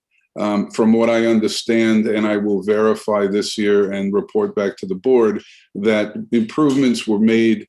The pumps, certain pumps, were in the encroachment area, but the city had made these improvements. I spoke to the ownership, and that the full widenings were not taken. They just simply made the improvements, and so the pump island in question is in place. We'll verify to see if there are any other further concerns of a capital plan in the future, but I think that was memorialized. And again, I won't speculate regarding the Vice Chair's comment there. We'll get a survey. The van that appears to be potentially beyond the property line limits, We'll take a look at that there, but I do believe if we look at the adjacent residential property, their wall should be the property line, which should be concurrent with the subject property as well. But we will gladly report back on that, and we'll clarify those property lines so we don't have any question with that. Vice Chair also commented about, which a number of the commissioners did, that it appeared that there was a sale of vehicles associated with the site, and that is true. That was discontinued. We worked through this past year making improvements to this property, and the respect to the pandemic, difficult to find people. The whole station was repainted and upgraded. But one of the things that we do is we always work with our clients and we let them know that this is a non-starter. In fact, the community board had commented on that as well. And we went through it. It was not worth us trying to come here for an amendment to this here particular case. That use was discontinued. There was an affidavit filed by both the landowner as well as Kobe Mizrahi, who's on here today, that there will be no sale. That was discontinued. The hours of operation. When was discontinued, sir? What I was saying, Commissioner Shetta, was that there was a question regarding sale of used vehicles at this site. And the issue was— Yes, you said it's discontinued, and asking when was it discontinued? Do you recall? This was discontinued during this here process, probably a year ago. Okay, we had submitted on November 23rd, 2020, an affidavit from both the operator and the owner of the property, because we knew that this was not something that we would want to approach or jeopardize anything. It's discontinued. And there's an affidavit by both the owner and the operator stating that. And that's it. There's no question about it moving forward. Any further questions, sir, on that? No, go ahead, sir. Okay, so No, just a second. I just want, Vice Chair Shanda has a comment, and so does Carlo Costanzo. Yes, Mr. Catrona, when I'm looking at the aerial view of the site, you're right. The abutting property 118-04, its fence and your property line seems to align, but somehow the property next to it, 11806 and 11812, their fence line is not extending as far as 11804. So do look into it and do look at the survey to confirm actual depth of your lot. as I said, Vice Chair, I won't speculate. We're going to survey. No, I appreciate it. I just kind of want to point that out. Factual. Yeah, thanks. I see, Executive Director. Carlo. Carlo. Yes, thank you, Madam Chair. Yes, I just wanted to confirm that as part of the initial review. Oops, sorry, I muted you by mistake. Unmute yourself. Sorry, I hit the wrong button. Okay, go ahead. Sorry. I get muted all the time. Sorry. No, so just with regards to the discussion about the used car sales, that was something that was brought up to Mr. Catrona's attention during the initial review. He and I had some conversations pending the response, and he had alerted me that they were going to discontinue it, which, yes, in November, when they made the full formal submission, the affidavits were provided. Okay, thanks. Okay, Thank you. great, thank you. May I? Okay, why don't you finish, Mr. Catrona, and then I have some questions for you too. Absolutely. I'm just really going through, boy, you folks were rattling this off, and I was trying to make sure that I grabbed everything.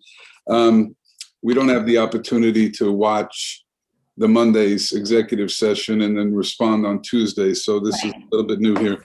The hours of operations was absolutely confirmed once we received the notice of comments. And if you would want me to formalize it in the revised statement of facts, that I, of course, do whatever I can to comply.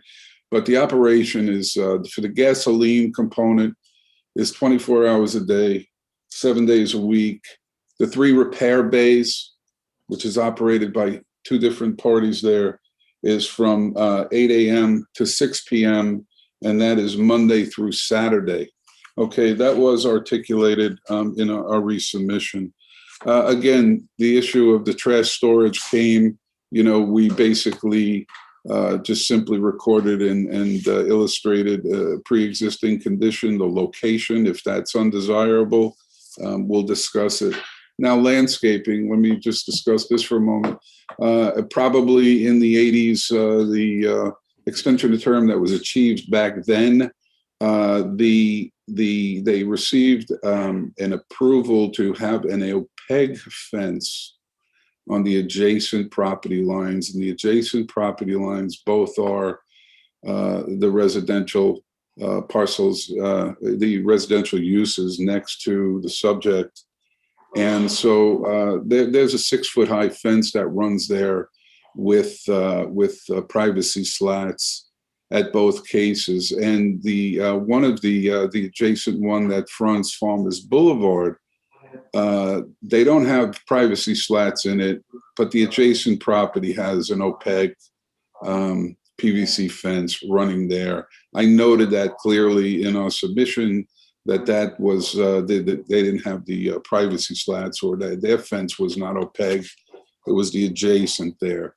Now, in the back, behind this here, the approval that they received most recently was for clean gravel.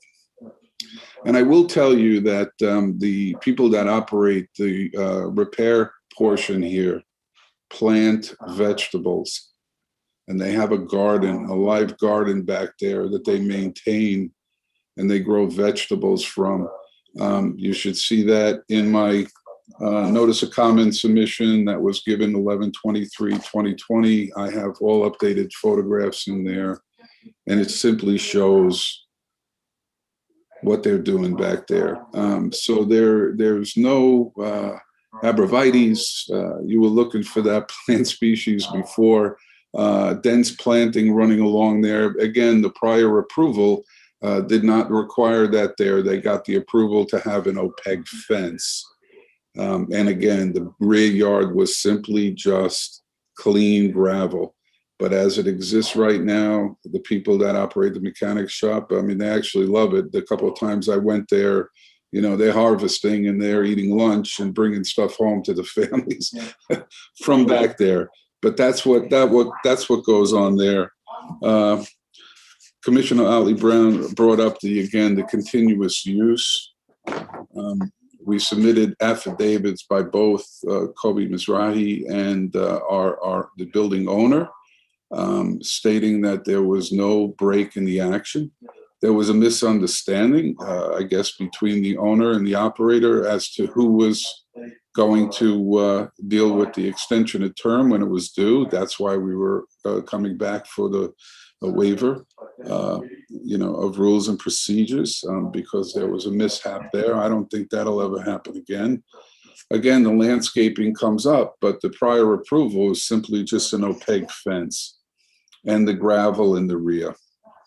Can you give us objective validation of the continuous use, like in terms of Google Street photos or utility bills that show the usage of the site?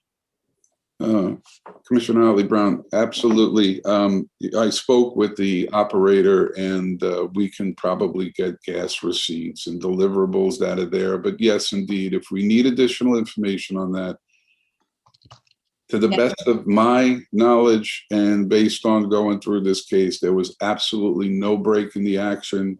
But if that's what you're asking for, so you're saying utility bills, I mean, that's a pretty common one, but I mean, what else would satisfy your concern? The gas delivery slips would satisfy the Google Street views, which you could just capture from the internet.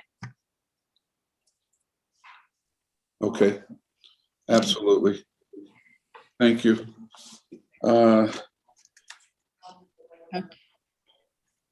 Commissioner Shetta asked about the the building description. You know, there's 3 bays in there. It's a really simple building. There's a storage. There's one little area in the back, which was that door that goes to that sort of, from zoning, it's a side yard, but the rear of the building, which is just a really small storage area there. And from what I understand, I didn't really go in there as of late, but they store gas hoses and different things that potentially you need when you replace. That's just a small little space. The other storage space relates to the 3 bays. And then the portion of that building up front is an office, which is something where people that are getting repairs may wait in there. And the operators of the mechanics portion of the building, you know, use that there as an office. What we have to obviously resubmit some information here. So we will meticulously go over and make sure that we address the concerns. I'll re-listen to this as well. And, you know, Commissioner Shettam made the same comment that you did, Madam Chair, which was the lumens. Again, no change to the canopy. If that is a requirement, let us know. We'll. So I need to kind of retool your thinking. Go ahead. In terms of how these work, right? Every decade or so, the board changes. And if you were to have been here in the 1950s, which is a moment in board time that is kind of dear to my heart, you would have seen the board requiring that the little building be made of brick with a copper roof, with a pitched roof and a little cupola on top. That was actually a requirement of the board dealing with the aesthetics, right? They're the ones who required a brick knee wall and a picket fence and so on. They went for good looking. If you were to then appear before this board in the 1970s, the resolution said, having made the findings, we find. So in the 70s, they didn't care what anything looked like. Who knows what was actually even discussed at the hearings, because there's kind of no record, et cetera. So the tone of the board changes. And one of the things that this board has been discovering is sometimes the sort of bad decisions on the part of a prior board need to be, in terms of how it's impacting the neighborhood, need to be corrected by this board, right? So when you say, oh, well, they approved the lighting before, if the lights are shining into the neighbors' windows, they have to be corrected, which is why we want in every application, no matter how many times it's been renewed, a lumen spread diagram, for example, because it tells us that the lighting, which may have been well focused 20 years ago, now shines directly into the bedroom of the neighbor next door. So yes, the answer is must have lumen spread diagram. Point well taken. Okay, in terms of the opaque fence and them eliminating the landscaping, I have a lot of trouble with that. I get the idea that the current owner may be using it for planting vegetables. I have to say, knowing a little bit about this subject, the idea of eating the vegetables that grow at a gas station. I didn't take any home. You know, a little terrifying. I used to be a member of a community garden. We did not eat those vegetables. We looked at them. They made great fertilizer, but we did not eat them. Anyway, but the issue is that the site, when I look at the images, most of the time it's dirt that's adjacent to behind the building. And you've got residents that can see down from the second floor windows into basically dirt. The reason that we want it landscaped is so that this is consistent with the neighborhood character. So I don't know the reason that the prior board said, okay, opaque fencing. But now we're talking about, environmental justice issues, poor neighborhoods that are badly treated by land use. I mean, maybe you've even read some articles recently about how zoning can actually be actively racist or classist or something. So I always say on Park Avenue, would this be what the gas station looks like? It would not, right? If there were ever a gas station on Park Avenue. So So we're looking at improving the condition of the site. My personal opinion is that that area at the back needs to be landscaped so that all the time you see greenery. And if there's some leftover space to have a vegetable garden, fine, but that's not, the vegetable garden function is very short-lived and not guaranteed, because what if this is the year where they don't feel like planting vegetables, or they all die off, tomatoes are hard to keep going, you know, that kind of thing, whatever. So that's my opinion. I just don't like how the site looks with dirt. And ditto for the other things that we commented about, right? So, They did approve that area back there with clean gravel. I understand. Oh, the Clean balance, gravel. no, but if we put planting along the fence line, you know, what is the balance of that area, which is only about 12 feet or so?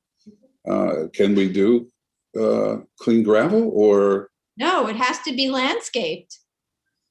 So that's the point. The whole idea is landscaping. You make it into a very nice residential looking garden.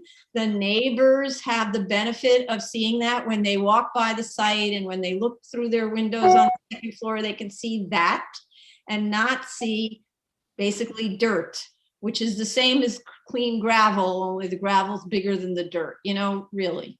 Understood. Okay, so planted, nicely planted, 12 feet, excellent.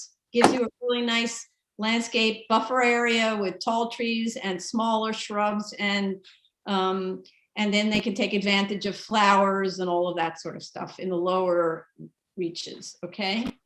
Please understand this. I absolutely respect the comments, but my reference point is that the prior approval was Get it. clean gravel. Okay, that's the reason I asked. I understand. So, right. Okay. Hey, Commissioner I'm not sure if Shabbat, I mentioned this, but I see 3 parking spots to the left of the building. If you're looking, if you're facing the building, the long side of the building, yes. there are 1, 2, 3 parking spots there. My understanding is that the area right behind these parking spots going to be landscaped, but I'm not sure what kind of vehicles park there. Vehicles waiting for repair? Those are vehicles waiting for service as well. There's 7 parking spaces in total. There's 4 outside of that fence, running perpendicular to the adjacent property line, and then those 3 are directly straight in. Yeah, and there's seven vehicles waiting that await service there.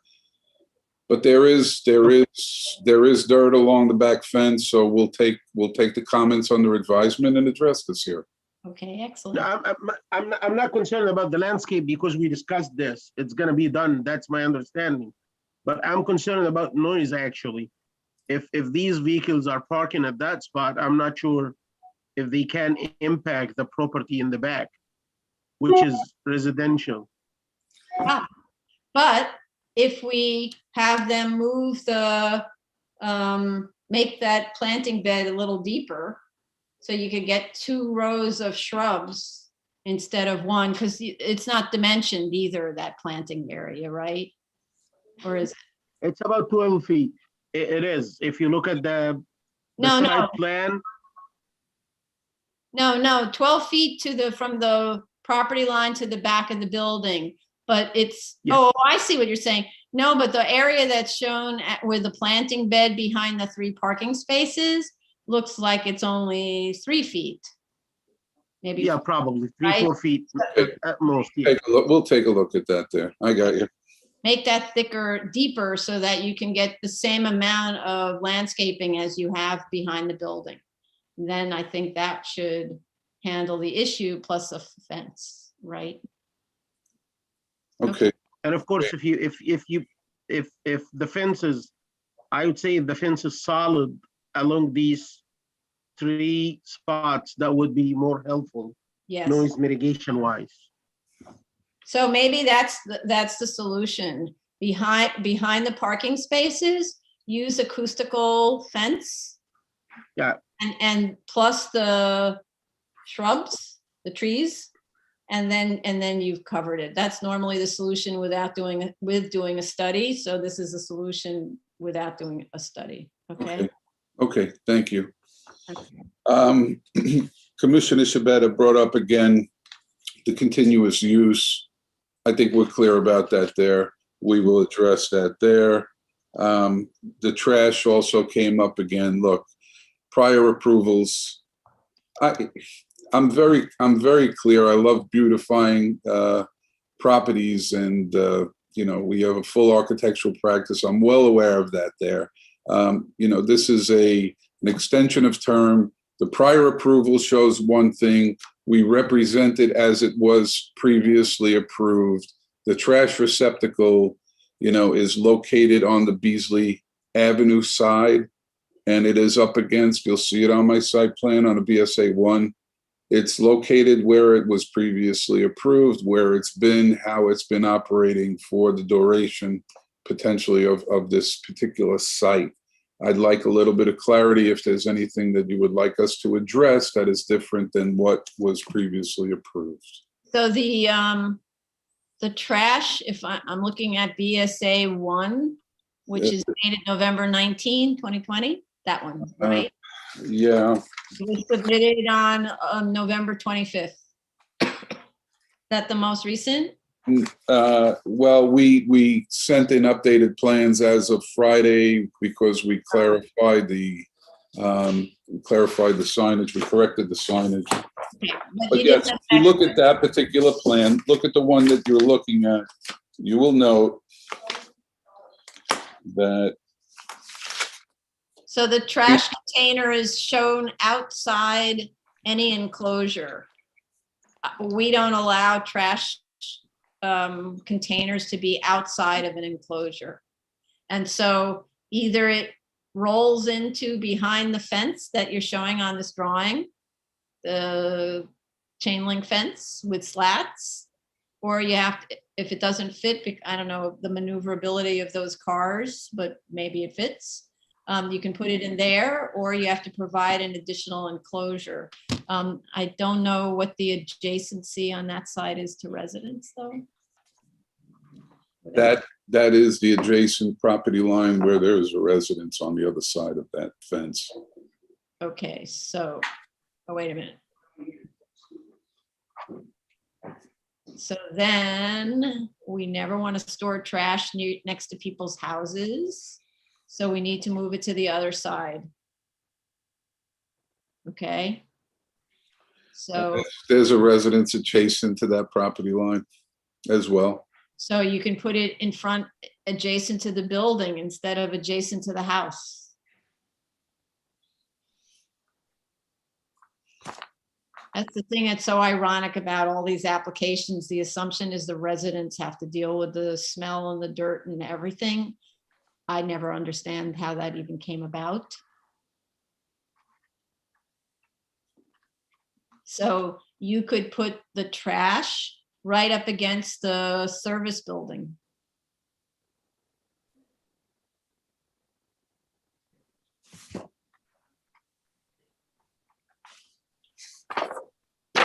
Look, the main thing is we hear the comments loud and clear.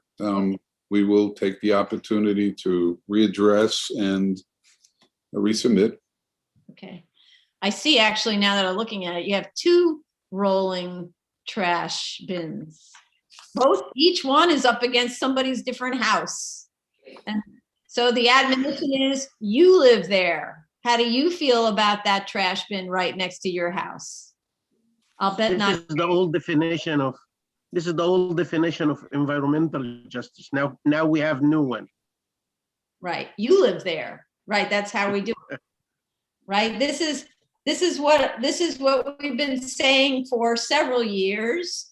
It's not hard. You live there. How would you feel about the trash being right up against your fence of your beautiful house that your family is living in and you treat like a prized pet, right? And then there's the trash that's not yours, that you can't control. Okay, move it away and move it up against the building that is the polluter, the cause of the trash, that's producing the trash. Okay. All right. Anything else? I think I'm clear. I thank you. I have no objection to Okay. those comments, okay, just to be upfront with you. There's no question. Understood. Okay, we appreciate that you appreciate. Thank you. Okay, so I'd like to go to the public.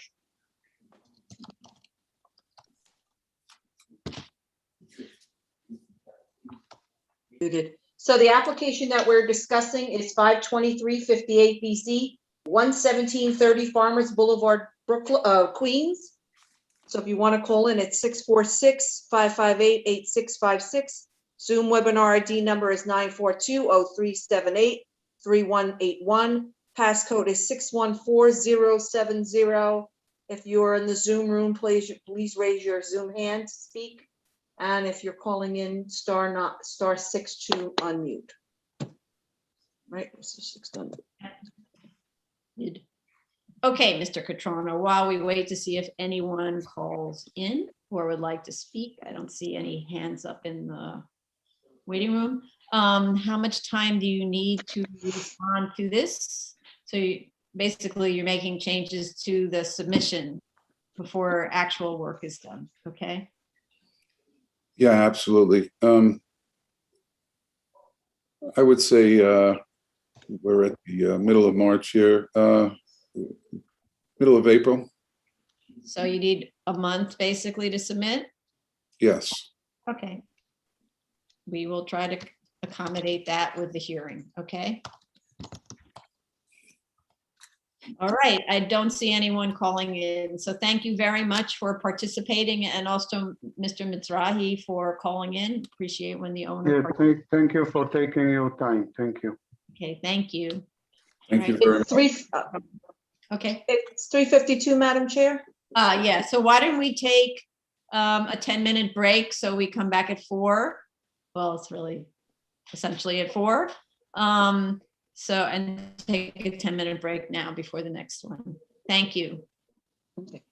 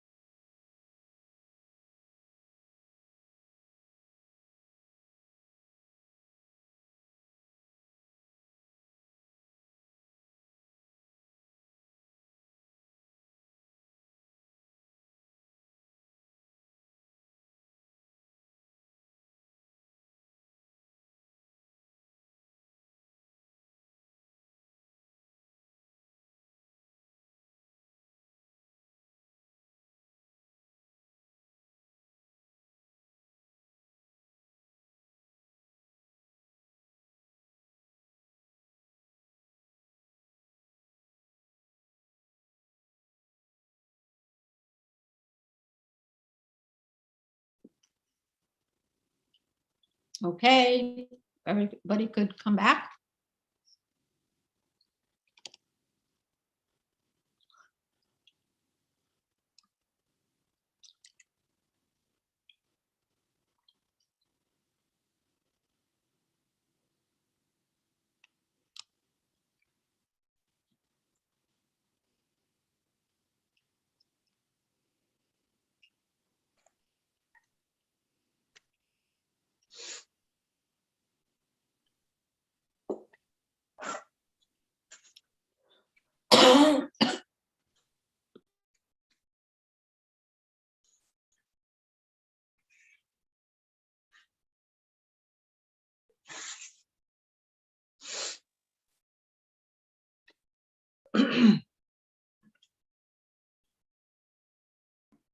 We have everybody? Not yet. right? No, we have the commissioners.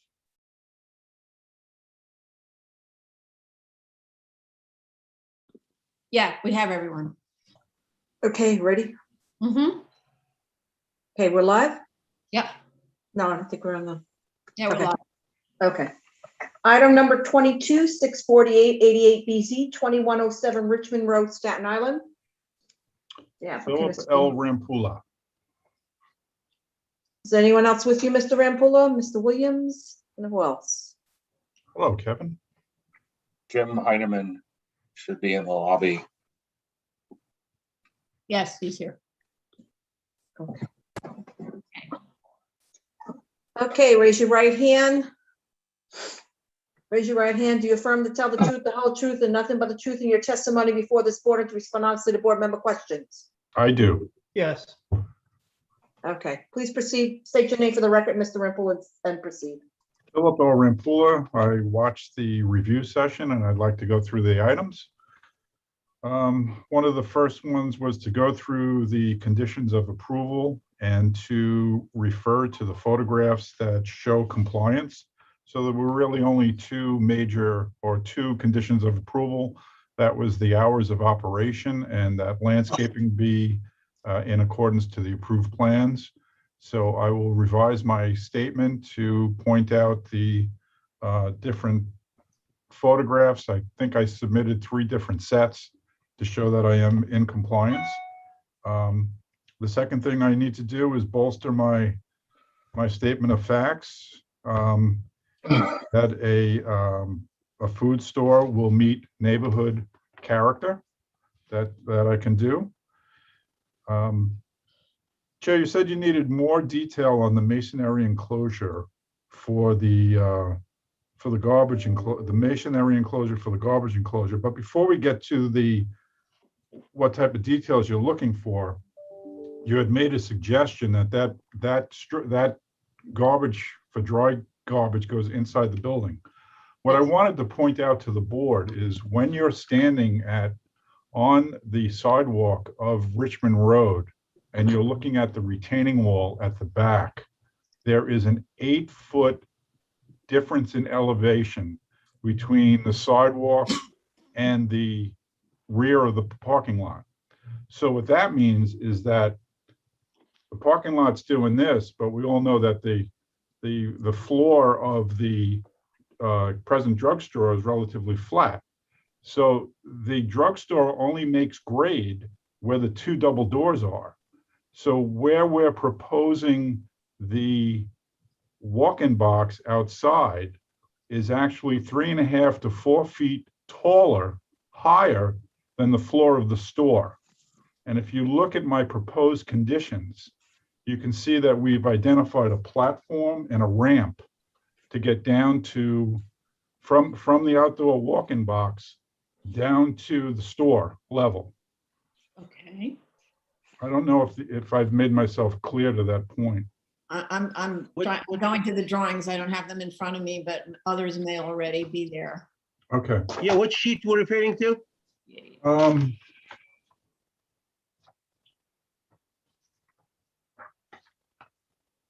Sheet 3 of 7. Okay, BSA 003. So you see, I have the proposed walk-in refrigeration box outside. I'm showing the 1-yard container And then we put in a door through the existing exterior wall, and that takes you to a platform, a raised platform. And then to the left of the raised platform is a ramp that gets you down to the actual floor of the store. Okay. Okay, So to put the dry yes, I can store, see that.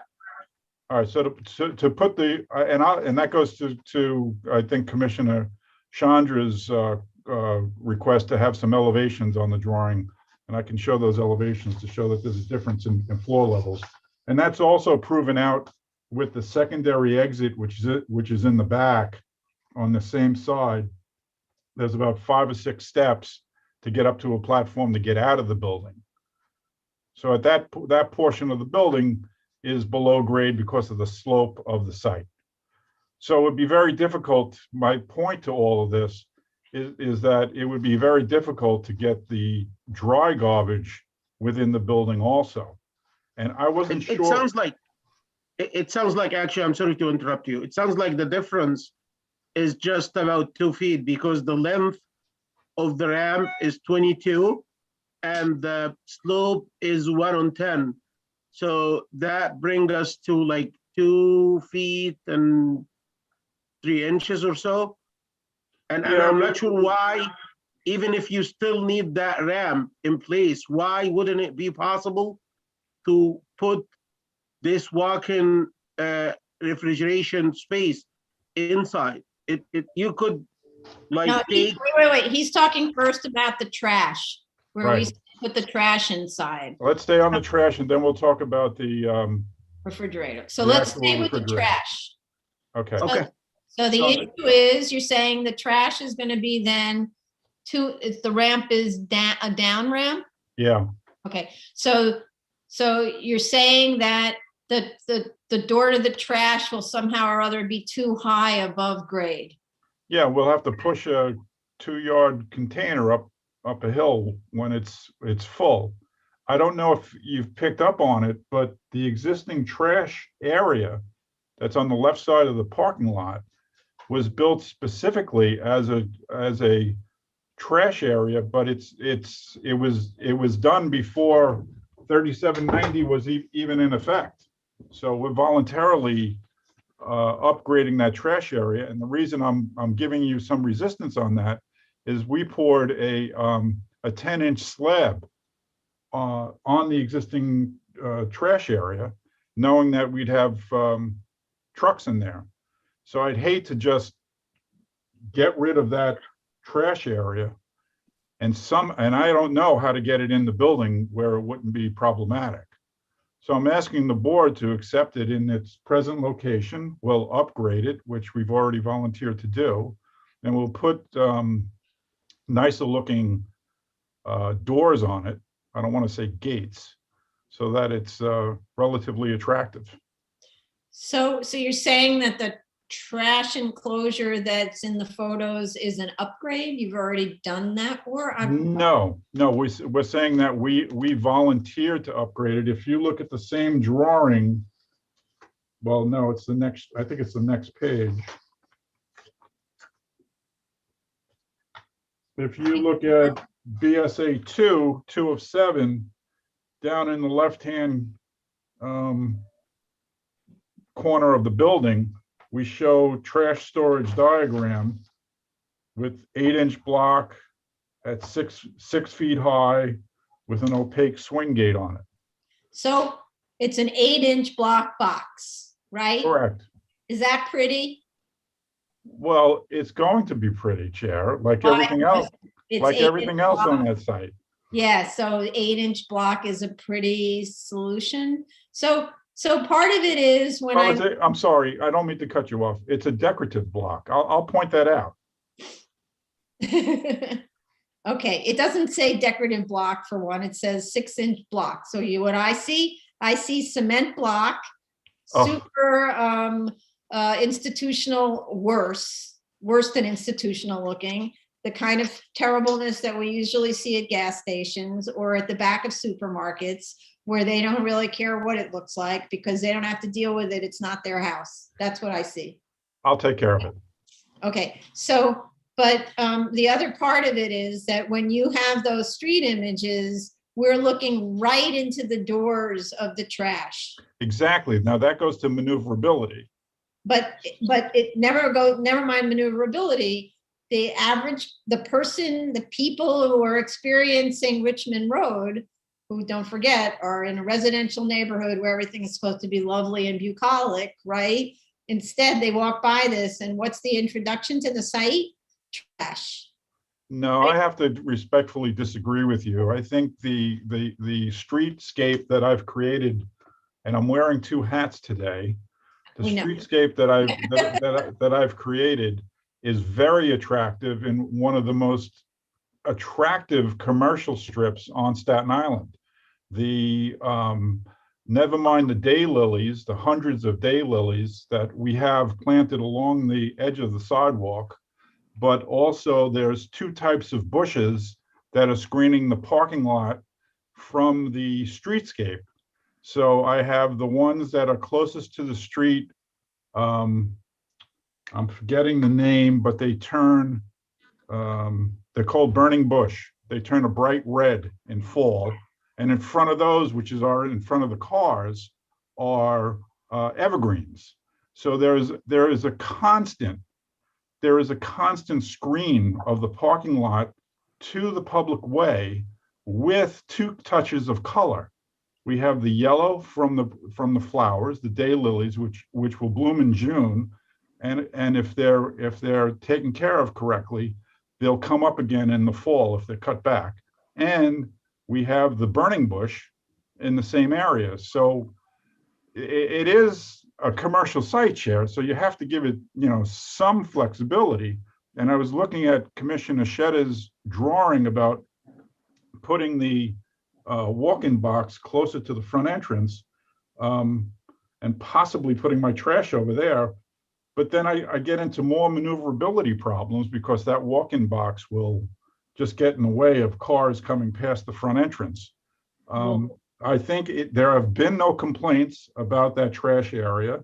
What it does, it allows a garbage truck off hours to back right into that area, right into the garbage area, pick up, close the gates, and come right out at the light because the site's controlled by that traffic light. So I don't understand why isn't it maneuverable if you move the trash enclosure up against the refrigerator? And we still haven't gotten to the point of why can't the refrigerator be on the inside of the building? Well, okay, so now let's switch gears. So our original proposal to the board was to put in a mezzanine within the existing building to act as the cold refrigeration storage to get all the equipment up there. So we found that we only get 7 feet 6 inches of height after we put that mezzanine in. The other problem we had with that was cutting into that floor and putting our footings in. It became very expensive. So what the tenant proposing is that he's going to take up more of his selling area with cold storage than putting it up in the mezzanine. So the 648 square feet of the proposed walk-in box is like a minimal amount that we need. And then at the end of that ramp, down on the selling floor, will be additional cold storage. So that doesn't even solve his cold storage problems, because he's going to have meat, he's going to have fish, and he's going to have produce. I still don't understand why it can't go on it's a 10,000 square foot building. Why can't you take 648 square feet from it and put the refrigerator inside the building? I sorry, I'm not getting that. I understand he's gonna have meat, fish, cheese, milk, whatever. It takes up too much of the floor of the building. It's mechanical storage. It doesn't count as floor area. It works well with deliveries. It works well with pickup for putrid waste. Wait a second. The refrigerated the walk-in refrigerator is not mechanical storage. It is floor area. It's a refrigerator. Its storage is not a deductible floor area. Mechanical spaces. It's not mechanical. Is this a compressor, or this is a walk-in refrigerator where there's meat on shelves? It's a walk-in refrigerator where there's meat on shelves and storage of milk and all that good Yeah. stuff. That counts as floor area because it's not mechanical. Mechanical is your chillers, your condensers. That's mechanical. Not a storage room is floor area. This is a Okay. storage room. But Be that as it may, it's 648 square feet out of 10,000. How is there not enough space? That's the part I'm not getting. It's a combination of things. It's not enough space that it eats up too much of the floor area within the building for the type of use that he's proposing. He's not proposing a deli, and it works in terms of cold deliveries and getting product into the store without having to go through the front door. So dry storage would go through the front door, and cold storage would go through that cold area. Sorry, I'm still having trouble with this. If you put the refrigerator, this refrigerated structure up against the exterior wall where you are right now, you could have the same exact entry in there, a ramp down, and and you roll your cart down into the front of the refrigerator, or maybe even the door is a little bit higher like a truck dock, and you load to 3 feet off the ground. It's actually way more convenient. The truck backs up against it, loads direct to the backed up truck dock, and yay, already they throw the slabs of whatever it is in there. Wait, I'm not Right now, following. right now, you're losing about 300 square feet. The footprint of that proposed refrigerator is, I believe, 20 by 30. This is almost 600 square feet. If you look at the platform and the ramp by themselves, they are almost 300 square feet. So if you put this guy inside, you're not losing that much. You could make the access to it like it's a loading dock, so the truck can come and dock to that, and they can handle things. I think there's a misconception here. The floor of the store is lower Yes, than the walk-in Yes, I got bar. that. we got Yeah, that. I got that. So if you go with a loading berth where it's actually higher, you have to get double the amount lower to get into the store. If that loading dock is elevated 3 to 4 feet off the ground, you got to get into the store, which is lower. But in other It's words, much more convenient. It's much more let's say I have a heavy box to lift. It's much more convenient if I pick it from the floor or I pick it from 4 feet above. It's easier to handle, right? I don't. So, I mean, you could be delivering straight into this refrigerated storage. And if your grade level is higher than the building level, then you're delivering it to a platform inside the refrigerated storage. And then that's how it's done in many places, right? It's delivered into a platform and then they slide it down or just they just move it onto a shelf. You'd be putting it's not it right even needed. And you're talking about not doing the 600 square feet of refrigerated area on the outside, or reconfiguring? Let me show you. Let me show you. You see this? This is your proposal. It's almost 20 by 30. This is 600. Right now, this is 600 outside, and inside you're losing 8 by 20 something, and you're losing 5 by 20. So you're losing almost 300 square feet for this platform and this ramp. If you take this guy and let's say put it here inside and make the access from a dock, like in lieu of that door, you see that door that you access the building from the platform, make this a dock. So the truck comes here, it docks here, and then they can receive whatever is delivering and take it and put it anywhere and make the entire refrigerator elevation, the floor elevation for that, make it the same as the store. You save the space. I believe it's much less effort to handle things from the delivery truck. And in the meantime, it's peace of mind. Right now, you scared me when you talked about the building is lower than the grade outside, like 3 or 4 feet. That means that in order for you to put the new addition, to put the foundation for the new addition, you have to dig to match the existing building footing. Otherwise, you're gonna be imposing loads on these footing. And if you dig that deep, that means that you're gonna be digging like 6, 7 feet in the vicinity of this retaining wall. It's gonna be tough to do it right. I know that it's easy to send an excavator and start digging, but to do this right, next to this 35 feet tall retaining wall, it's not an easy job. Yes, but what you're showing, Commissioner, is your footprint is now in the aisleway of the cars that are making a turn past the front entrance. No, forget about the red box. This is gone. Take this red box and put it inside like that. One sec. Like that. Put it here. And then this is gone now. There's all this. But what I'm saying is that he's already making concessions by adding double that on the inside of the store that he needs for his programmatic requirements.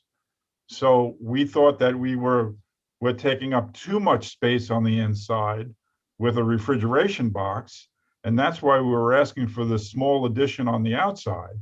And we thought it would do double duty with deliveries and trash removal. I'm afraid that you think you're doing your client a favor.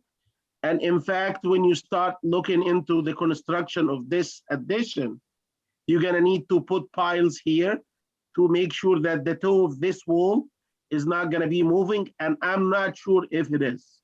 It's up to you. I'm not afraid of it. I watched it go in. We designed it to go in. That wall itself goes down 4.5 feet. And besides that, the foundation, the building itself is only 5 feet away from that foundation wall.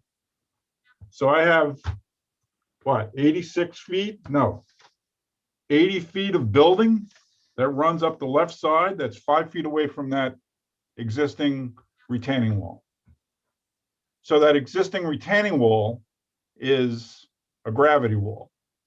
And I'm comfortable that we and would. it gains its stability partially from the soil in front of the toe. From the soil I get it. that you're gonna be removing. I'm I not, conveyed my message. It's up. You have the choice. okay. Okay, more than that choice. So yes, there's an engineering issue, but I want to remind you what this application is. You've got a variance that determined that it was the minimum variance necessary to afford relief, which was a 10,000 square foot building. And now you're saying that your 10,000 square foot building isn't big enough to accommodate a use, and therefore you need to make a 648 square addition, when we've just explained that you could easily put that 648 square feet inside the building. And you haven't made a persuasive argument at all that it's not enough space, that in other words, the 10,000 square feet, which is a really large structure, is somehow now obsolete after only 30 years, like 30 years later. 15. 1991 variance. The variance was in 91. The building was never built. I took Well, the building was never built. I took it over in 2002, 2003. It was originally 28,000 square foot, 2-story building with parking on the roof. I came along, my brother and I, we took the second floor off and we reduced the first floor from 14,000 to 10,000 Okay, and put all the parking at grade. so you demonstrated that the board's initial grant of 28,000 was more than the minimum variance needed to afford relief, and that 10,000 square feet is the minimum variance to afford relief. I'm sorry, that's what the record shows, right? Yeah. And now you're arguing that it's not the minimum variance, but we don't see why it's not the minimum variance because it functioned for however many years that is, 20 years? 15. 15 years, it functioned, right? So it's very hard to get an enlargement of an existing building that's functioned unless there's some really persuasive demonstration that a use group 6 use couldn't function without more floor area. Okay, let's talk real May I ask reality. a question? And can we remove the screen view? Oh, sorry. Yeah, Thank you. sure. I have a question, and this is for my clarification, Mr. Rampula. I would find it helpful, and I think it would help clear the questions that are being raised. I mean, the previous use was a Drugstore. pharmacy drugstore, and what you're proposing is a grocery store. So I think it would be helpful if you can, in your documentations or in your explanation, clarify the difference between a drugstore and a grocery store in terms of the operation and the need of the space, and the separation of dry and cold storage is much more needed in a grocery store versus a drugstore. I don't know how much is needed. At least in those days, drugstore didn't sell food. Now at least one sees sometimes, but in those days it was mostly all dry stuff with pharmacy stuff. So if it would be helpful if you can clarify that. And I don't know if there are FDA or other requirements that require separation of aisle spaces of different things that's requiring you to contain the minimum amount. I think those would be helpful, at least for me it will be. I can't speak for the other committee. But I would add that it's not about the cold storage. It's about 648 square feet. I don't care what goes in the 648 square feet. Cold storage by definition isn't something located outside of a building. It'd be different if it were, right? If every supermarket in the country has cold storage outside of a building, and there's something about supermarkets that all the meat storage is always outside of the building because of I don't know what, that's a different thing. But in fact, supermarkets have their cold storage inside of the building. Every supermarket has a big rectangle. You see the ventilation, the vents. Commissioner Ollie Brown, did you want to say? Yeah, I wanted to also say that this is a variance for a for-profit venture. So I really don't see how programmatic needs of your grocery store could be used to justify an enlargement. And that's where you run into trouble.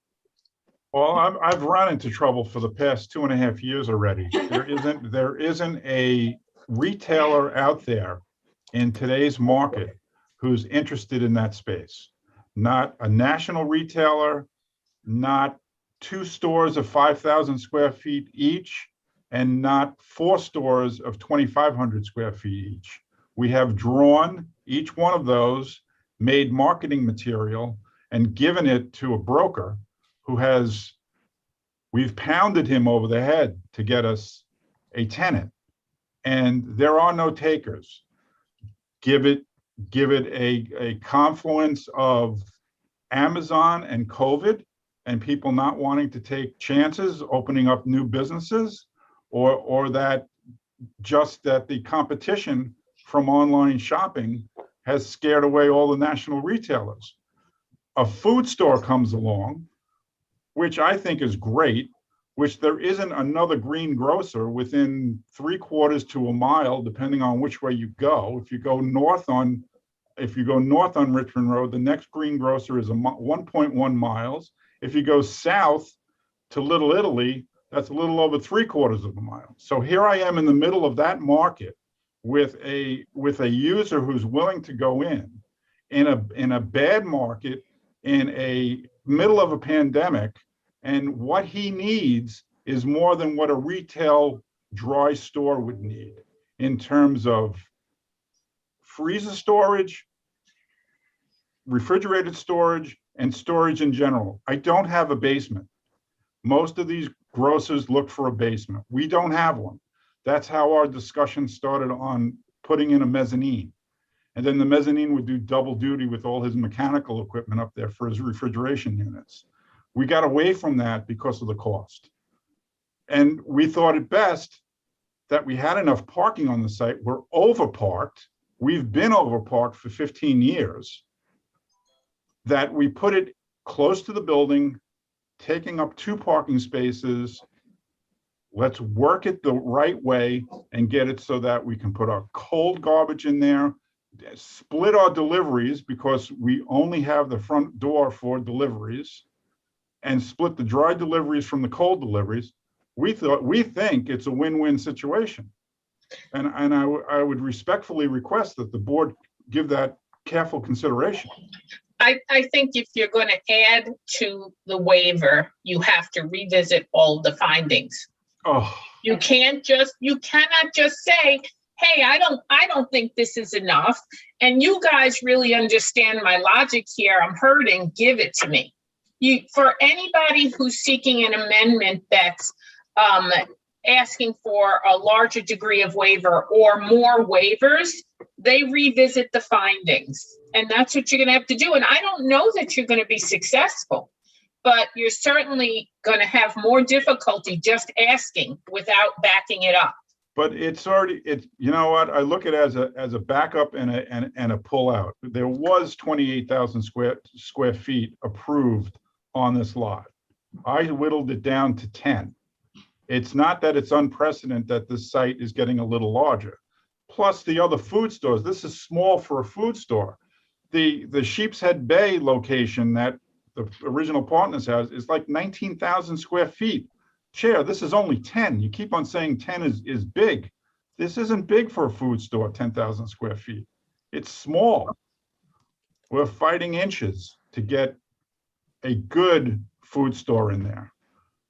We're not talking about too much here. We're talking about the difference between what we're talking about and what you're talking about. It's just 300 right now. By your proposal, you're wasting 300 square feet for the platform and for the access ramp,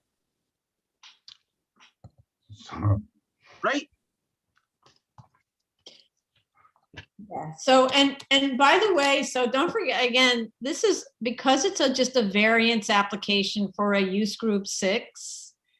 When you say 10,000 square feet isn't big for a food store, it's use group 6. So then my reaction is use it for a different use. And I know that you're saying that with Amazon and so on, there are no takers, but that's actually something you would have to establish. And I'm not even sure that I defer to Commissioner Otley Brown on this. I always am a little confused about the market-based argument versus the actual argument, an acceptable argument.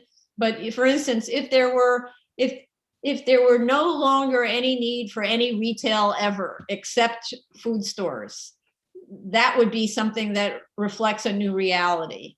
But I don't know if that actually, what's obviously not the actual case because we have a lot of retail, right? We have stores. Well, we do. I mean, we still do, even though we don't have as much as we had before there was Amazon, before there was COVID. It's a strange time. I mean, you would have to talk about the building being obsolete. And I don't know that you can make that finding simply because you're not in an advantageous position in the market. I understand what you're saying. I didn't think it was a big reach. I still don't think it's a big reach. It may not be a lot of floor area that you're asking for relative to the size of the existing building, but you have to remember the context that you're asking for it in. An existing variance where you voluntarily relinquished the scope of the grant and demonstrated to the board that 10,000 square feet is the minimum variance necessary. So you can't deny that reality. The 28,000 square foot building was never built. That was arguably an infeasible project because it was too big to be viable, arguably. I mean, otherwise, why didn't they build it, right? They got the variance for it. So I have to say that these are very hard asks, and you would need to look at some of the very few cases where we have a purpose-built building. I'm thinking of the banquet facilities, right? A purpose-built building where a banquet 50 years ago was a completely different thing than a banquet today. And so the argument was made that the banquet hall will not function unless I have whatever it is, a green room that I add to it or something like that. Otherwise, it can't compete in the marketplace. And so it's sort of programmatically neat, but it's also based on the reality of that purpose-built building being now obsolete, right? And your building is not purpose-built. It's a sort of a vanilla box that says anybody who needs 10,000 square feet, come. So I would say, I know that you are sort of pressed in terms of your time. I would say that the path of least resistance and fastest is to not ask for that 648 square feet, which is not mechanical, therefore does count as floor area, and move on. I'll take it under advisement. I can't make that decision myself. Right. I may lose a tenant, but I can't make that decision myself. Well, you could also use Commissioner Shaita's argument that actually you're only losing 300 square feet in this story because you don't need those ramps anymore. I hear what you're saying. Or useless ramps. I mean, actually, I have to say that if I'm hauling food out from that thing all day long and having to go up a switchback ramp, that's a drag. You would much rather go right into the refrigerator and take it out. So, yeah. Anyway. Well, Okay. you still have me building part of that platform for the cold garbage. That has to be able to roll out at level. I'm not going to get away from that platform for refrigerated garbage. So at no point does your building meet grade with a door? Just the front door. So take it out of a door that's closer to the front and roll it to a closer located trash enclosure. Well, you're bringing it out to the street. I mean, how is that actually handled when it's refrigerated, when it's perishables? The Right. pickup is 3 times a week. So the truck comes. That's right, put out at night. and they put it out at night, right? Right. Right out the refrigerated door it goes. It doesn't go through. You don't take a 1 yard container and push it through your store. You're gonna give 2 guys broken backs. It's got to be the shortest distance to get it right outside. Okay. So I still need that platform. No, When you have a lemon, you make lemonade. I mean, this is architecture 101. I'm sorry. well, yeah, it's architecture 101, but it's not necessarily, in that class where everyone was taking architecture 101 and there were 50 students in the class, there were 50 solutions, right? And Right. some are better than others, right? Right. Does the site work well? Does it look well? Is it planned well? Give me the benefit of the doubt. That's what I'm asking. But so you have a variance here. That's your problem. So benefit of the doubt, this is not like the design exam. This is the variance exam. And you need to pass the variance test, right? But I'm thinking that there are also ways to take advantage of the fact that your floor is 3 feet below, where again, you just put the trash through like a little door right there, and it goes right into an exterior trash storage area. So you'll let me do an exterior trash storage area that's enclosed and refrigerated? Inside of, well, thinking about that. I almost got you. No, because I'm just trying to think. So when we have I'm just going to tell you, like with schools, for example, because that's where we're talking about always the perishable trash storage. There's always an interior trash storage room for both perishable and non-perishables. So they don't have an outdoor dumpster. And then they take the night before the pickup, and it's a commercial pickup in many cases, right? So the pickup happens in the middle of the night. They take the trash out to the street or the alley or whatever. So they never have an outdoor trash enclosure to deal with that. It's always on the interior of the building until it's coming out for pickup that night. So this is the part that's confusing to me. Why does the trash storage have to be outside? And so you could have a door with a few steps up. It could even be like that, a door, a few steps up, and you put the trash right outside right there, for example, or not through the front of the building. I don't know. That's the part that's the architect's supposed to do that. But if everyone else is doing it, why can't you? Not everyone is doing it. I just listened to a day of hearings. Not everyone is doing indoor trash storage. No, because I just listened to it today.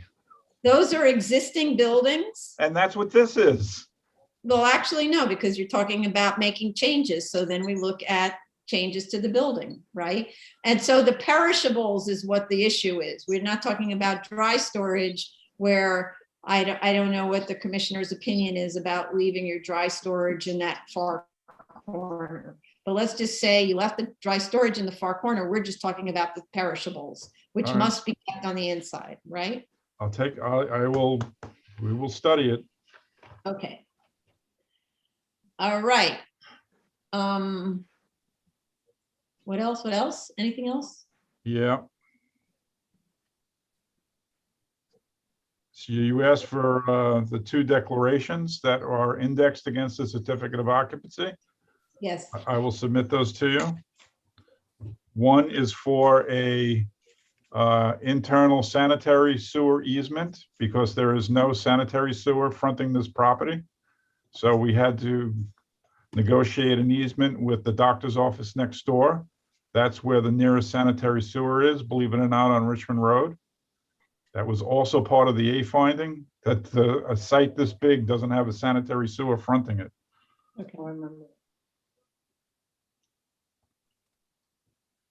So Commissioner Shampa wanted more interior photos where we're abutting up to the doctor next door. Yes. Okay. We will show some elevations on the plan. Specifically, it's with regards to the vegetation along that lot line, and just from the photos, it looked it could do some improvements, and it would further, I think, would visually buffer the trash enclosure also outside. No, So- not really, because if you look at it, the big retaining wall comes along the back, and then it gradually steps down. And I really need to be screened from his hot mess next door.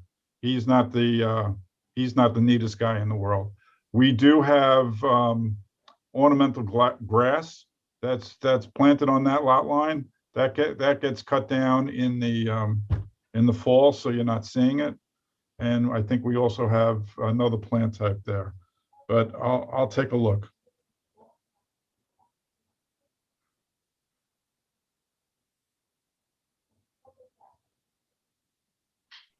Someone needed a clarification of section AA and BB. I guess it wasn't properly. No, it's because you can't tell where it's taken. No, it's there, but it's not, the identification is not clear which one is A and which one is B. It's too The text is small. corrupt. Yeah, it's really Yeah. small. Yeah, it is corrupt. I'll fix it. But apart from that, since I wasn't aware of the grade variations across the site, what is now, since we know that the back of the site is much higher than the front, what is the plan to handle drainage for that huge site? Yes, Drainage is already handled in accordance with local law 103 of '89. which requires 100% of our stormwater to be disposed of on site. So we take care of all of our stormwater via, I think there's 2 catch basins in the parking lot itself. There are 2 zipper drains at each one of the curb cuts. And of course, there is drainage behind the retaining wall that is at the bottom of the retaining wall with crushed rock on top of it, and that goes right to a bank of dry wells. From memory, I want to say I have at least 10 or 12 dry wells that are in the parking lot. So everything gets drained on site. Do you have plans for that? Excuse me? Do you have plans? Do you have drawings for that? For the dry wells? Yeah. No, for the drainage, for the entire story of the drainage, how it's handled. I don't need to see the dry wells, but we want to make sure that this is the plan for the drainage. Nothing is going to be disposed offsite. Must have filed something, no? Back in the day when you did this? Yeah, of course we did. It's handled with the buildings department. That's handled on the site plan with the building department. I can show you the previously approved plans for drainage. That's good. That's all we're asking for. Yes, that's all what we need. Thank you. So if I understand your sections correctly, there's a 2-foot difference between Richmond Road and the back of the site. Is that right? Elevation difference? 54 to 56. No, that's drawn incorrectly. Okay. That's definitely drawn incorrectly. What does the number in parentheses mean? 94.2? On the section drawing? Well, it's on the elevations. And on the section as well. On section BB, if you look at all the way to the left, right next to the right of the retaining wall, there is 94.2, and right underneath it, there is 56. I believe it might be 2 different reference datums. 94.2 indicates the second retaining wall, the top of the second retaining wall on the drawing. It shouldn't be there. Okay. There's a 20-foot okay. there's a 20-foot retaining wall, then there's a planted area on a slope, and then there's another 10-foot high retaining wall behind it. Okay. And the top of that 10-foot high retaining wall is at elevation 94. Okay. I remember these numbers like you wouldn't believe. Yeah. So anyway, please, before you submit drawings at any time, please check them before you submit them so you don't say it's drawn incorrectly, because we didn't draw it. So somebody on your team drew it. So please make sure it's the right drawing. Yeah, well. Are we talking Chair- about two walls here? Excuse me? Are we talking about 2 retaining walls? Because I believe I heard you talking about 2 different retaining walls. You're saying the first and then the second. Right, the And first, you're saying that the 94.2 is associated with that, with the second one. right, if you look at,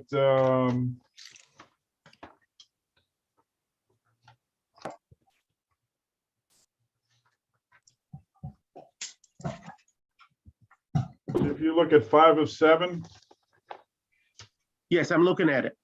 okay. If you look at the plan where it says 310.32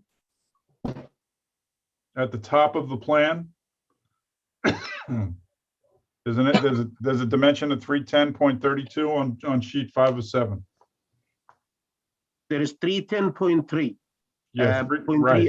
So Yeah. you see that box that's sticking into our site? Yes, That is the second retaining wall. The first retaining wall is below it, and it's gray, and that's 20 feet high. And then just in that section is another retaining wall. but how's that not captured in the section then? In Yes, it section is. BB? Yes, it is captioned in the section. You see it's shaded beyond. Are you talking about the slope atop the retaining wall system? If you look at the existing 20-foot high retaining wall, you go up that slope, the second bush, as you go up that slope, you'll see behind that bush, it's all in gray. It's a gray tone. Oh. That's the second retaining wall. On I'm drawing, not following. Can you share your screen and I show wish I us? could. I It's, did- it's drawing 5 of 7. And if you're looking at the enlarged retaining wall section, you see the enlarged retaining wall section on the left side of 5 of 7? Yes. So, and you go up first, the retaining wall itself, which is called the 12-inch gravel backfill is, right? Then you go Yes. up the slope and there are shrubs, and the first one, and then the second shrub, oh, wait a minute, it drops out. Oh, weird. So if you're playing around with your drawing, the layer drops out. So you have to not touch the drawing, at least on my Mac, that's what happens. When I don't touch it, behind the second bush is shading, and it's labeled hydroseed wall cells. loft ecology mix, which, by the way, is a really great system. I looked it up. And that's why I put that little blue prestige, because we've had many discussions about retaining walls and their appropriateness on hilly sites. Okay. Yes, I see that. Thank you. It's clear. Thank you. All right. I don't think there was anything else unless I missed it. No, I don't think so either, but please do when you're preparing your response, just listen to the video, to the review session video, so that you can go point by point in case you did miss something while we were at this, okay? So Madam Chair, I know we discussed the tech memo and the applicant responded to DOT's comments, and I think Tracy said there was just a minor note or something. Right, but there were lots of things to demonstrate that a grocery store is compatible with a neighborhood character. There were a lot of things that we said during the review session right before this hearing. So it's safest if you listen to that and take notes on that and make sure that you hit every point that was discussed also at review session, okay? That's not a problem. Okay, good. All right, let's go. Anything else? You want Mr. Williams to speak to anything, or?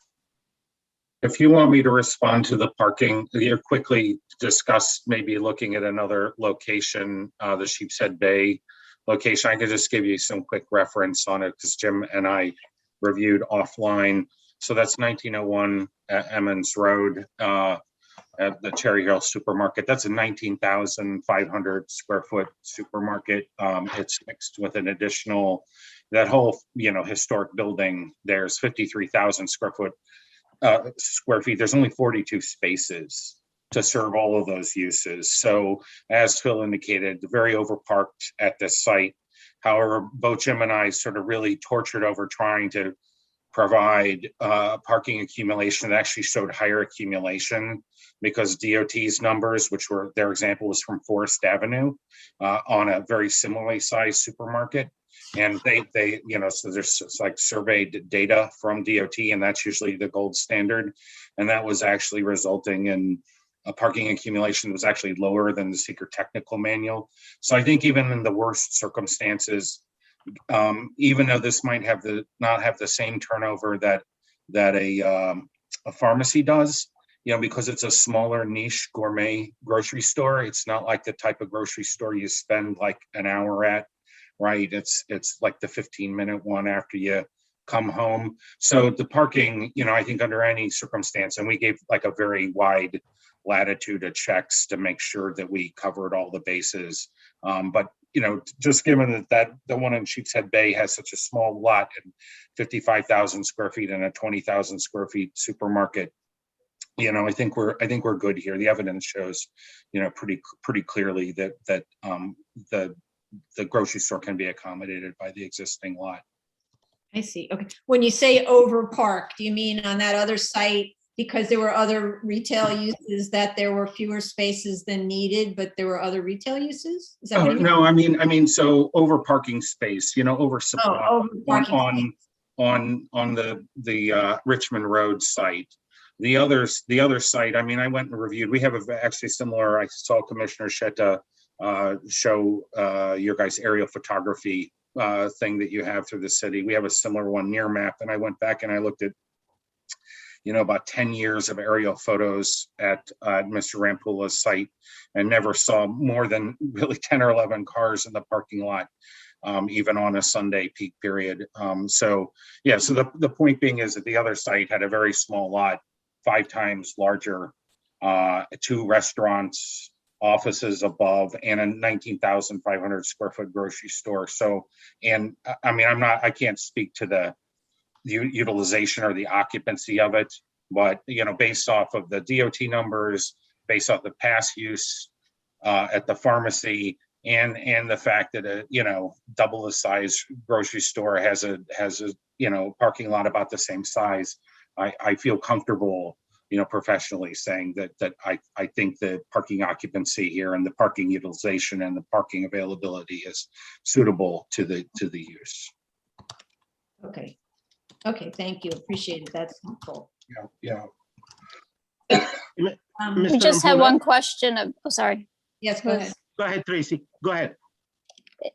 If there is a chance the plan may change, we already sent the revised tech memo to DOT. Do we want to pause that or? No, Tracy, the only change could be that it's less square footage. So Right. that will represent a worse case condition with the extra 650. So go ahead and keep it on to review. Yeah. Okay. Sounds good. Yeah, Mr. Rampula? Yes. Yeah, please. On 507, drawing 507, the retaining wall section, it shows the distance between the retaining wall and the building as 3 feet 6. But the other section on 407, it shows 5 feet. I thought it's varying. So I did look at the plan, and it sounds like from the plan that it's a constant distance. It's not a changing. So can you please check that and coordinate the 2 sections? Yes. Thank you. Okay, great. Anything else? Mr. Heineman had his hand up. Oh, he took it down. Okay. All right then. So let's go to the public. None of the commissioners? Well, anyone who wants to speak has either spoken or is welcome to raise their hands and speak again. This item we are currently discussing is 64888BZ, 2107 Richmond Road, Staten Island. Should you wish to call in, it is 646-558-8656. Zoom webinar ID number is 94203783181.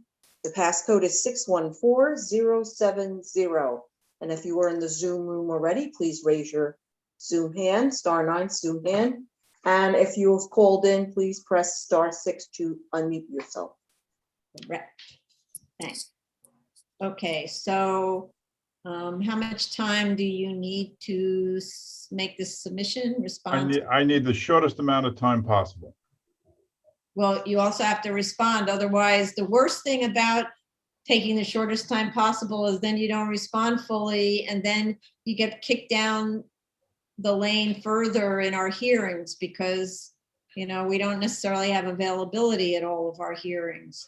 So The worst thing possible is for me to lose a tenant. So I can have this done. I can have this done by this weekend.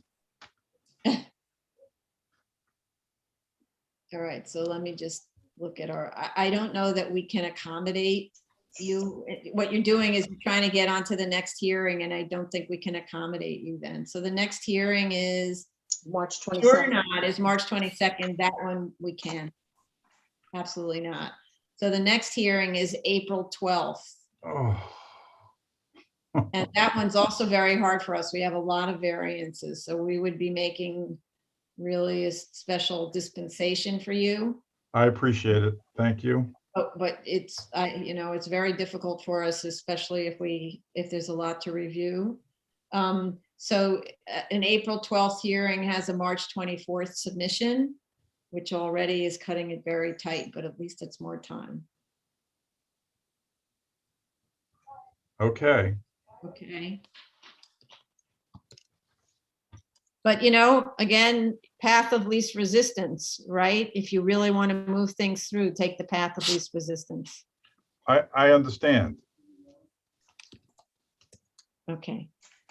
Got it. All right, so thank you. Oh, I had one more note on the tech Yeah. memo. The tech memo still had the old drawings with the mezzanine note. So the final tech memo should have the final plans once it's done.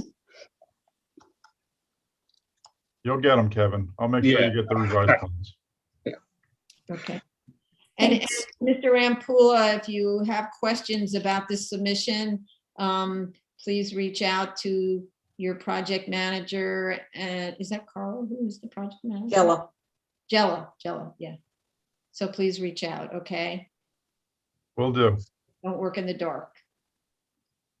Okay, great. Thank Okay, you. move very- on. Yes, thank you very much for your participation. Thank you. Okay, he's still on. Item number 23, 6-09 BZ 24 Nelson Avenue, Staten Island. Mr. Rampula, Yes. who else is with you? No one.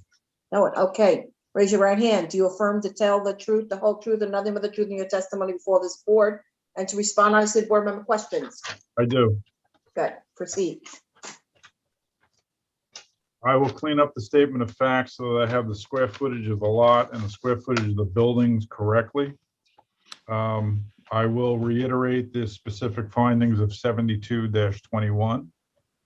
I just didn't think that the board wanted to read through all that again, and I made it concise.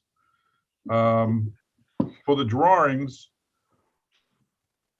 okay, but just remember that when you're doing a renewal with no change, you're not required to submit new drawings. So we just took the previous drawings that were good for 10 years ago and resubmitted them, but I get it. I get can't it. speak about what they wanted 10 years ago, but I couldn't figure out how big is the lot? What zoning district is this in?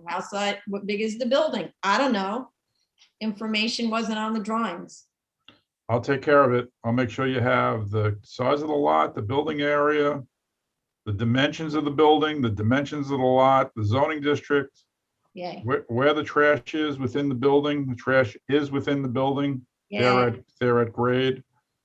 And photos of the south and west wall.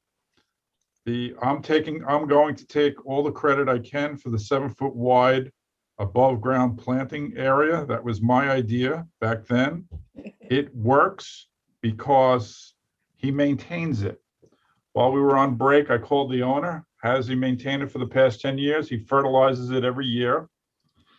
And the trick is to cut the tops off of the arborvitae, because when you cut the tops off, they'll grow wide.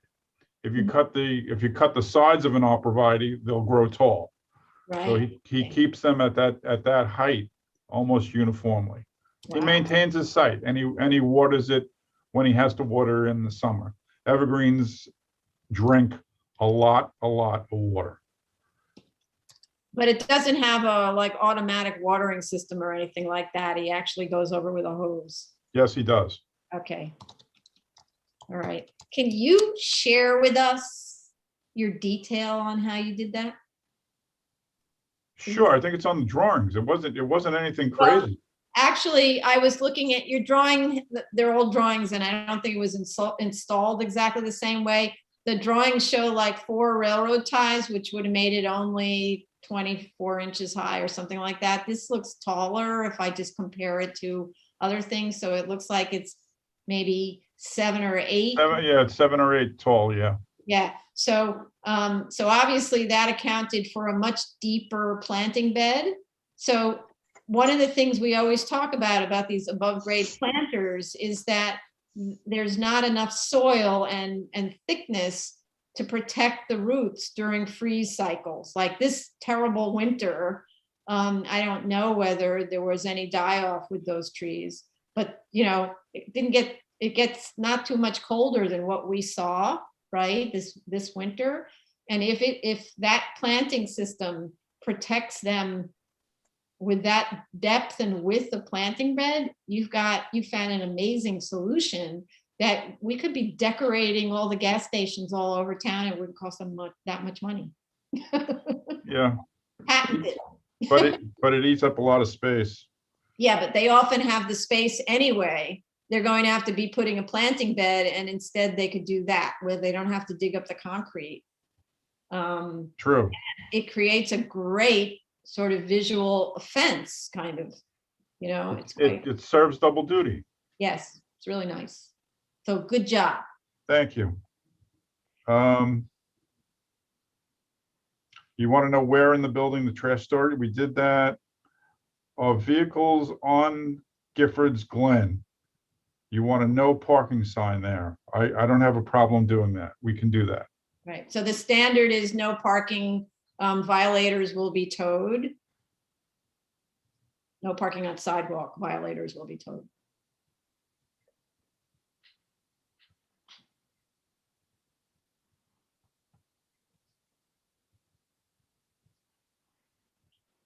Okay.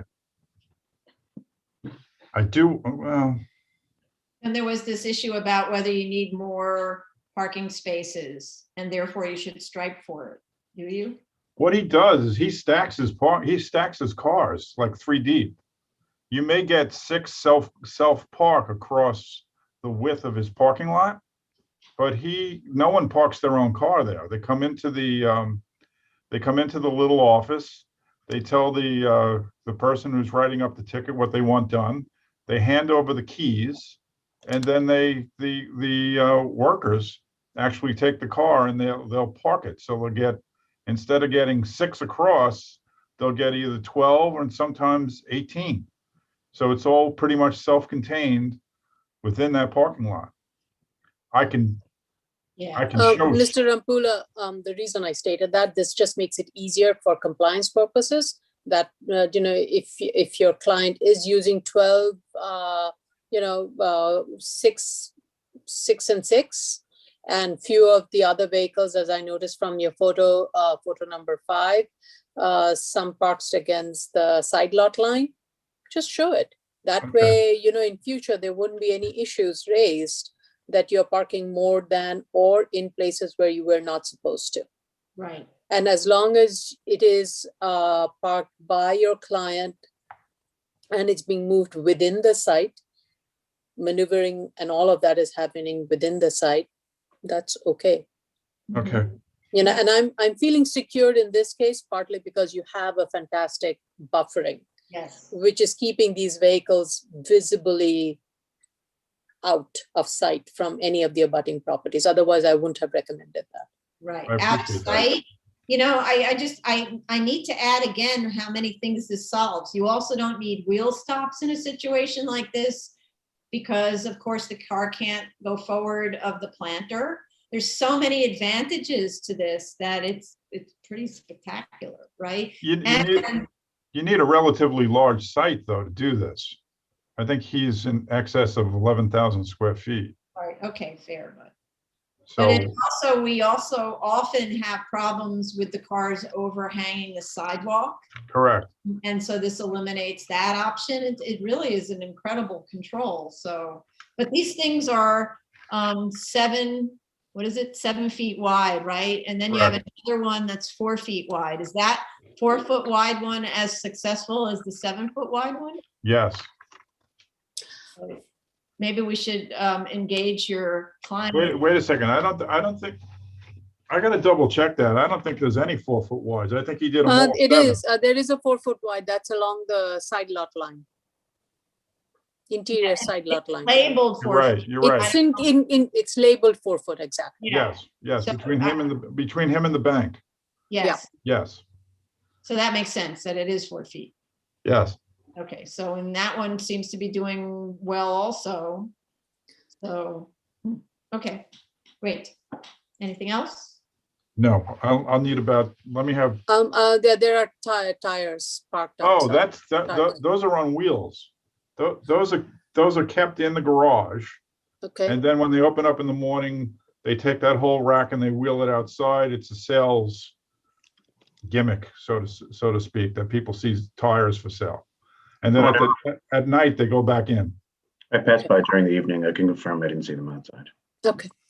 So are we okay with that? even though. I'm okay though with that. We should just clarify that in our notes on in the plan, that no tires will be stored outside after hours. They'd be stolen. True.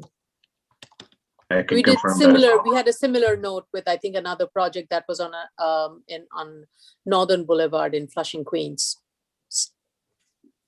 Mhm. Okay. Is there, I just want to check with other commissioners. Commissioner Otley Brown are you okay with that idea of tires? Yes. Okay, she's saying yes. Commissioner Sheta? Also nodding yes. And Commissioner Shabeta, I think you said yes, right? Okay with that. Yeah. Thank you. Okay. Anything else? Leave anything else? We can go to the public. Sure, this is item number 23, 6-09BZ, 24 Nelson Avenue on Staten Island. If you wish to call in, the call number is 646-558-8656. Zoom webinar ID number is 942-0378-3181. Passcode is 614070. If you wish to, if your Zoom is already, you're already in the Zoom room, raise your hand, is star 9. And if you're on the phone and you wish to unmute, it is star 6. So there's no one in the waiting room so far. So Mr. Rampula, how much time to respond to these comments? 3 weeks to get all my drawings together, 4 weeks. 4 weeks to submit? Yeah, Okay, great. Thank you very much. thank you. Okay, next item is 24, 2019-299BZ. 8201 to 8213 Queens Boulevard, Queens.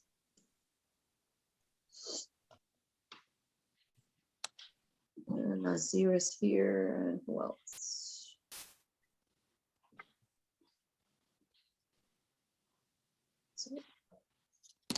Yeah, Nazir's in, his hand is up. Is there someone else, Mr. Kanzada, if you want to tell us if there's anyone else expected, or it's just you? Just me and my 2 associates. Okay, Okay, so can you, visual? Okay, put your hand down. Can you put your hand down? we can lower his hand. Oh, you lower his hand? Okay, sorry. Okay, Okay, so raise your right hand. Do you affirm to tell the truth, the whole truth, and nothing but the truth in your testimony before this board, or to respond honestly to board member questions? Yes. Yes. You state your name for the record and proceed, both of you. Okay, my name is Nasir J. Kanzada. I'm the applicant. And I'm Diwakar Gupta. Okay, please proceed. Also representing the applicant. Okay. Okay. So we listened to the comments earlier in the review. So you mentioned substantial prejudice and how we have to define it. We're not sure how we should demonstrate an example of substantial prejudice. okay. Commissioner Ollie Brown, do you want to handle that, or? Sure. Substantial precedents should be discussed in relationship to having to go back to what a zoning conforming use would be on this site. And it would take into account the time, the cost, the disruption to the community, and the like. Time and cost. Okay. What do we think that already? Okay. And then continuous use. So just to clarify what the continuous use, the BCS is the water records. And then we have, sorry, 1 second. So the owner actually purchased the site on December 7th, 1998. And the term expired basically 1 year before that, December 13th, 1997. And we have a proof of continuous use. So the Con Ed started January 25th, 1999. So about 2 months after the owner purchased the site, and then water and gas deliveries bills going back to 1999 and 2001. So there is continuous use, since the new owner has it, he does prove everything is continuous use. No, but so the first part is you have to prove continuous use from the expiration date of 1997 to 1999 with no 2-year gap, right? 2 years is in an abandonment of the use. So you need to establish.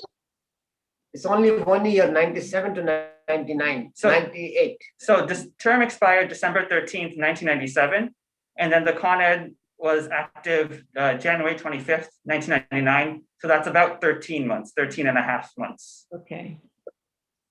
So does Con Ed establish the use? Con Ed bills, is that sufficient to establish use? I think if it's actually addressed to their business and shows usage. So for instance, the water bills, to me, don't prove anything, because if you look at the water bills, they show no usage. It's just zero due, zero charged.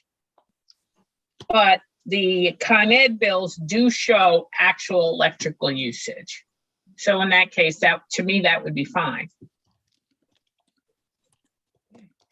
And that's why also we're suggesting that you go back and look at some sources other than Google Street View, where you might be able to get some visual imagery to establish the use from either aerial photographs that you might find on the Zola site, because they have aerial imagery, or there are other sources for street photographs from back in the 90s. Okay, we can look for, we'll provide aerial photographs. Aerial photographs as much as we can get from Zola or the maybe architecture board or something. They have the old photos for No, you themselves. got the tax maps. Yeah, Yeah, we'll try with the tax map also. No Tax problem. photos. Tax photos probably may be helpful for us. I don't know.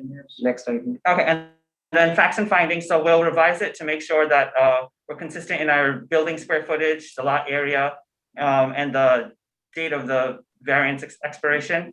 So the variance, the last C of O expired December 13th, 1987. After that, there was a BSA resolution in 1988, extending it for 10 years up until December 13th, 1997. But they never got that C of O. So that's why there was that mix up there. But we'll make sure it's clear in the statement of facts and findings. Okay. The size of the building pre-1961, I don't think the building footprint has changed since 1961, but I'll confirm. And I think it's We removed a piece of it and we are adding back of it. yeah. What? So Sorry. the square footage removal, and the removal of a square footage. Sorry, we can't hear you. You keep Okay, the breaking. removal of a square footage. The removal of a square footage on the building and addition is almost same size. So the real footprint of the building will stay same. So we are adding on the two corners and the back part, but we are keeping the existing building lines on the same location. So we are not demolishing the building. We are not demolishing the extent of the building, but we are adding to it so we can get the square footage. No, so actually that's not what your drawing Can you hear shows. us, Commissioner? It's not what your drawing shows. Your drawing shows, we're gonna revise. We do have. sorry, your drawing shows to mute yourself. You have a lot of background noise, and so it's very hard to hear you. So I'm going to mute you while I speak and then unmute you, okay? Because there's a lot of background noise, unless you can just be very quiet right now, okay? So the issue is this: your drawing is showing significant demolition of the existing structure so that you pull back to what you're claiming is 840 something square feet of existing building and then adding to it. You cannot be demolishing this building. If the Department of Buildings views this as demolition, then that would not be complying with the requirements of a pre-61 variance. You are not permitted to demolish an existing structure on the site. So if you are proposing to do what you're doing, then, and I don't agree with the idea that you extend it all the way to the side lot lines, to the front lot lines. But if you're proposing to do what you're doing in any way, you're going to need to go to the Department of Buildings and get a determination that the amount of demolition of your building does not constitute a new building application, but is an alteration type 1. So we agree on that. So we will amend Hold on, I our. have to make sure we're not muted. I'm sorry, when you're both speaking at the same time, we don't hear a word. Okay, so now I'm speaking. So we do realize that drawings are not showing exactly what we are doing. We will correct our drawing and we will show that the demolition is not more than 50%. And I do agree with building department rules and regulation. If we are demolishing more than 50%, I might do the new building. So we are not demolishing more than 50%. And we will show in the drawing all the walls being kept and how it is laid out the new way, which is same thing, but it's my office, and we were initially doing the new building, then we realized it's the BSA, so we are keeping the old building and we will keep the layout inside. Okay, but we're going to need more than just your say-so. We need the Department of Buildings to sign off on it. So we need a CRD1 that they consider this to be an alteration type 1 application based on the scope of your proposed demolition. Okay? We will not make that determination. Okay, I don't know how to do CRD1 in COVID situation, but how to. Everything's done online. Everything's done online everywhere. Okay. Okay, yeah, do it. Sure, do that, no problem. Okay, the change in filings. So you're talking about how we have to file as a reinstatement. Yes. With waivers, with a request for a waiver and amendment. So in April 2019, we actually did try to file the BSA as an extension of term with a waiver of rules, extension of time to get C of O, extension of term and amendment. But the application was actually returned to us and we were told to file new. So that's why we filed it this way as a new, because it was more than 10 years expired. No, you're misunderstanding. So this is a reinstatement because the application, the variance expired 12 years ago, right? If I got that number right. So you have to, you're asking permission from us to file as a reinstatement, which does get a new number, a new calendar number. But you also are asking to modify the entire site and change the building. So that's an amendment. You never applied for an amendment. You ended up applying for a special permit, as it turns out, which you cannot do on this location because your site's too small. So the application is incorrect. So you never could file whatever you said before. You had to file as a reinstatement, a request for a waiver, which you've done, but you never paid for the request for a waiver. So the filing was incorrect. And I'm sorry that nobody picked up on this until now, but you need to go back and there's an additional fee associated with that. Sure, we'll pay that additional fee, no problem. And we will change the status also. Okay. Okay, waiver fees. There was a question about lot enlargement pre-1961. So the 1947 BSA approval included 2 lots, 1 and 4, and there were still 2 lots in 1967. By the time of the 1975, they had been merged into 1 single lot, but the size of the zoning lot hasn't changed. Okay, so just clarify that in your statement, please. Okay. Okay. And then parking. So we were proposing, the reason we're proposing 0 parking right now is because per ZR 3621, a food store with less than 2,000 square feet of floor area, 1 parking space is required for every 400 square feet in a C2-3 zone. So the floor area is around 1,000. We'll double check the exact number. So that gets us to 2.5 parking spaces. And then we were going to apply for a parking waiver under ZR 36-361. And for a C2-3 mapped within an R6 zone, 5 spaces can be waived. Okay, so that may be the zoning, but at the same time, you're trying to get an approval from this board for the use as a convenience store and an enlarged convenience store at that. And you're trying to get approval for 3 pump islands where you've got people who are going to run into the convenience store and maybe not run because it's a fairly large amount of selling area. And so they need to be able to pull their car away into a spot.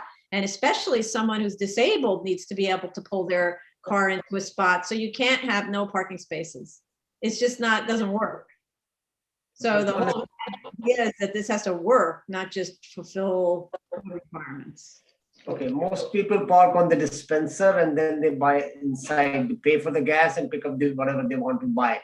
So most people now park on the dispenser and they walk into the store to pay for the gas, and so that nobody physically parks and buy. Nobody comes to gas station to buy; they come for the gas. All the gas stations we look at, yeah, I see you, Commissioner Shonda. All the gas stations we look at provide a couple of parking spaces at the minimum, and certainly a disabled person who has, much slower in getting out of the car, may need to get a wheelchair out, all of that stuff. There's a delayed time, and that person needs to have an ADA space next to the building. And so that now, Commissioner Shonda, go ahead. Yeah, I was just going to add to that. This is an unusually small site, so if let's say there is someone who, while they're pumping gas and they get out of the car and they go to the store, there isn't enough space for any vehicles if all the aisles are being used for them to wait. They will end up waiting on the curb, on the sidewalk, and that is exactly what we want to avoid. Typically, there would be enough maneuvering space or other waiting area for a vehicle to be held until one of the activities is done. In this case, it seems there is not, and that's why there is a concern. Yeah. And this is a very busy intersection. 51st is a busy road, and so is Queens Boulevard. And during morning and evening rush hour, there is no parking on the sidewalk. It's on the curbside of 51st. Yeah, I was at the site, so most customers here are taxi drivers. They want to buy E85 because this is the only gas station on Queens Boulevard that sells E85. So his customers are all taxi driver, and they pick up coffee and they park on the dispenser and they pick up coffee. And I have 4 MPDs and there are 8 cars will be parked and filling gas and buying the stuff. And nobody really buys a grocery except sandwich or something, but everybody parks nowadays on dispenser to pay for the gas and pick up what they want. So, and there's no room to park the car. I mean, I love to put handicap somewhere, but I don't know where. So what you're saying is not described in your drawings. Your drawings show quite a large convenience store with several shelves of product, plus two walls lined with refrigerators. So it means it's selling arguably beer and soda and maybe milk and eggs and things like that for convenience, et cetera, et cetera. So it's not only going to be taxi drivers using the site if that's the convenience store. So you need to change your modeling and look at what it is your client is proposing to do with the site with such a busy, or let's say well-stocked convenience store. So that doesn't work. Let me no, but your point is very valid. Putting a handicap parking, I don't know how and where. That's the problem. I love to. One day I may be handicapped, but I don't know how to do that. Exactly right. Right? Yeah. All of us. Maybe I can dedicate a dispenser for handicap. Is that okay? No. So here's the problem with your site. You have far too many dispensers on it. We talked about your maneuverability diagram. Doesn't show maneuverability. It needs to be redone. We're going to have DOT look at this site, but we've had cases with you before where you try to pack too much into a tiny site, and this is one of them. So and then I think Commissioner Shonda said that one of the dispensers is so close to the building that there's no way to, if a car is parked in front of it, there's no way for a pedestrian or even another car to pass. So what it's likely is going to happen is like piling up on the street as people are waiting to get into the dispensers. So what you're doing is potentially creating a real traffic and pedestrian hazard here. So my opinion is you need to eliminate at least one of the islands. And that may clear things up, but I'm not sure even because we talked about how the truck is going to be able to get on, the fueling truck, and how it seems to be depending on driving along the sidewalk, actually on the sidewalk in order to do its job.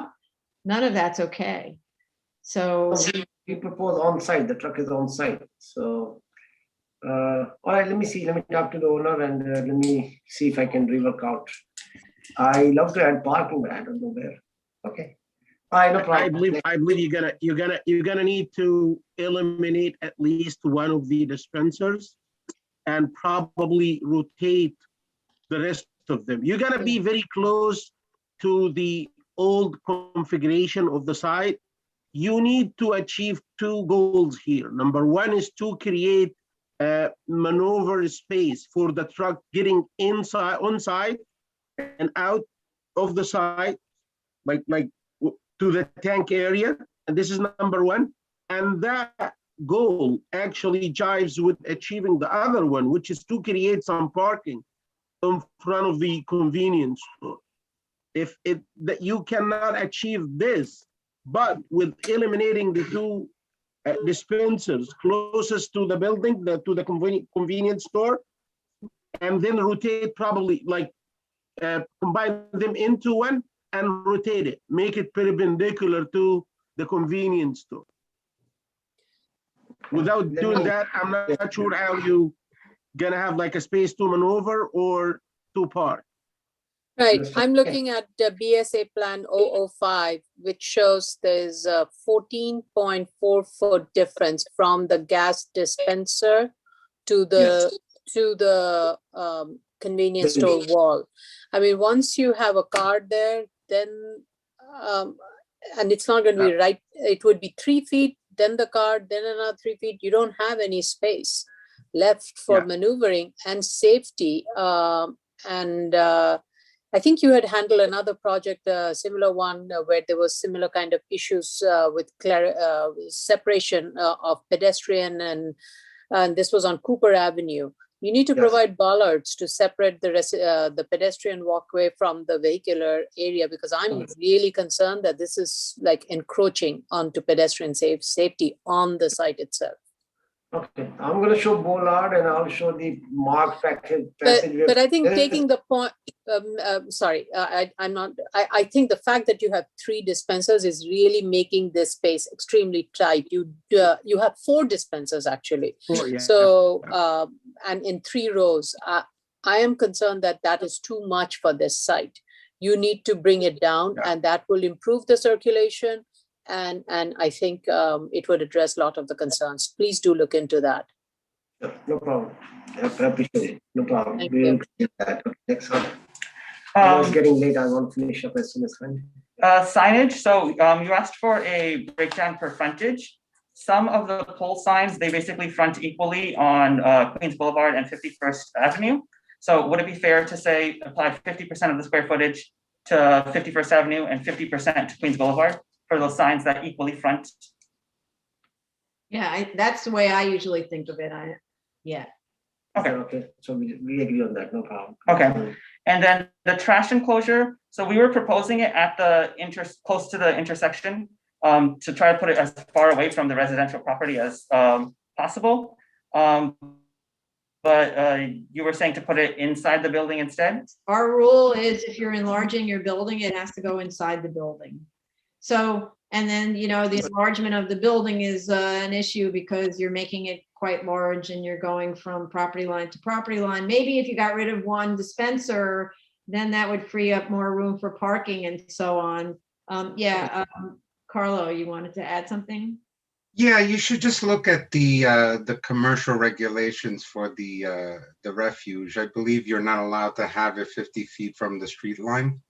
And if it's not possible, it has to be stored internally. Yeah. I'm but- sorry, I just don't remember this section off the top of my head, but just look at Article 3 for the refuge storage section. Right. Okay. But in addition to that, there's sort of no place to put it on site, and it needs to be kept away from the residents, and it shouldn't be imposed on the people who are walking down the street either. That's the whole idea, that you don't want the trash to be imposing on the community, right?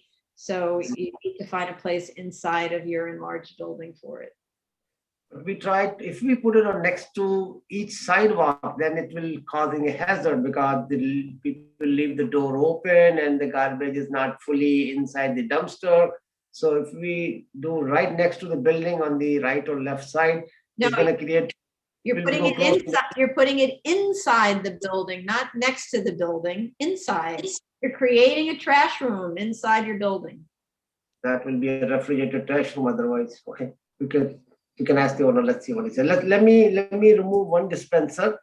I think then things will be spread out from there. Let me try. I'll look at it. Definitely, I might remove one dispenser that will clear up 99% of the issues. We hope. Okay, no problem. Okay. All right. Okay. Did you have something else you wanted to add? Your hand's still up. I don't know. The section is 37-94. Right. Okay. Thanks. Yeah. I think that was those are the big issues. I mean, we'll go through the smaller issues and make sure we fix those with the hours of operation and stuff, but I think those are the big things we wanted to address. Marjorie, How'd you're that muted, happen? Okay, Marjorie. yeah, I see. So it just muted itself. Anyway, is there on any other comments? Oh, Tracy.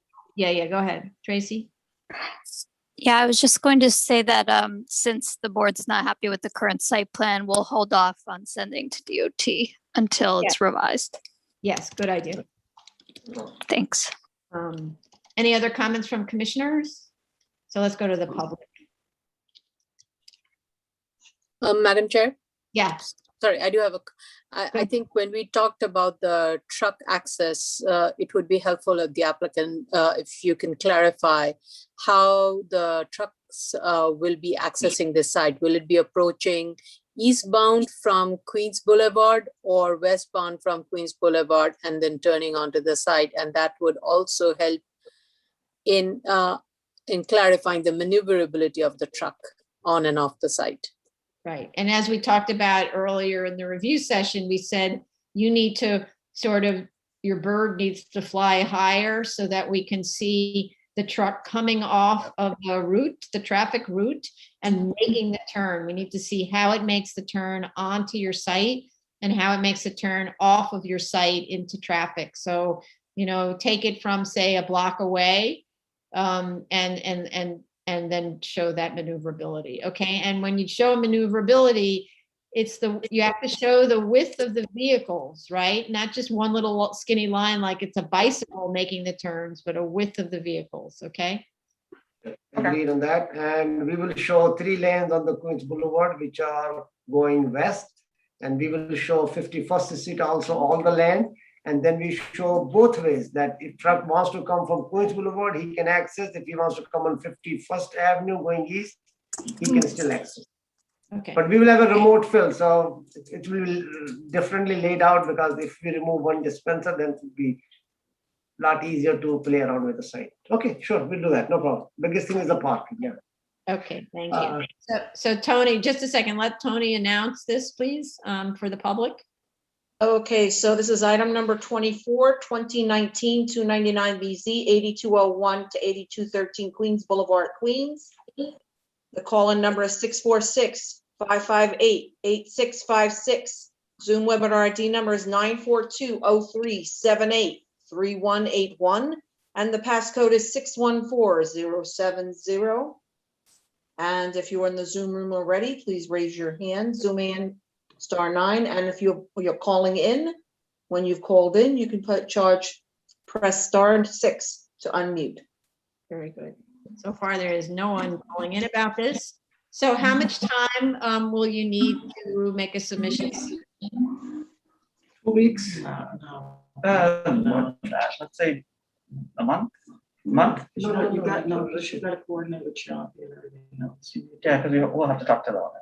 Yeah. Everything. 1 week with the owner, 1 week with you. That's no problem. I would take 2 weeks time. Tomorrow. It's You not don't enough. have to go to DOB? No. We have to get the ZRD Oh, one, yeah. ZRD one, sure, yes. Then we need a month, yeah. Or May we not change, come or we back.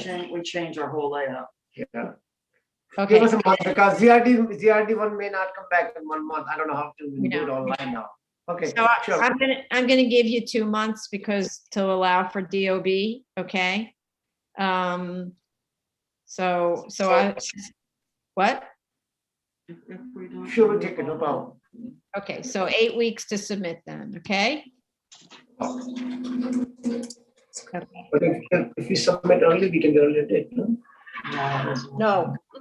No, so this is where yeah, it doesn't work like that. So if we decide 8 weeks to submit, I look on the calendar and I say 8 weeks from now, a submission means a hearing, basically 3 weeks after that, assuming there's a hearing, okay? And then, so we'll let you know probably around Monday about when the hearing will be scheduled, the next continued hearing, okay? In 2 months, yeah. No Okay, problem. thank you. Yeah. All right. Thank you. Thank you. Okay.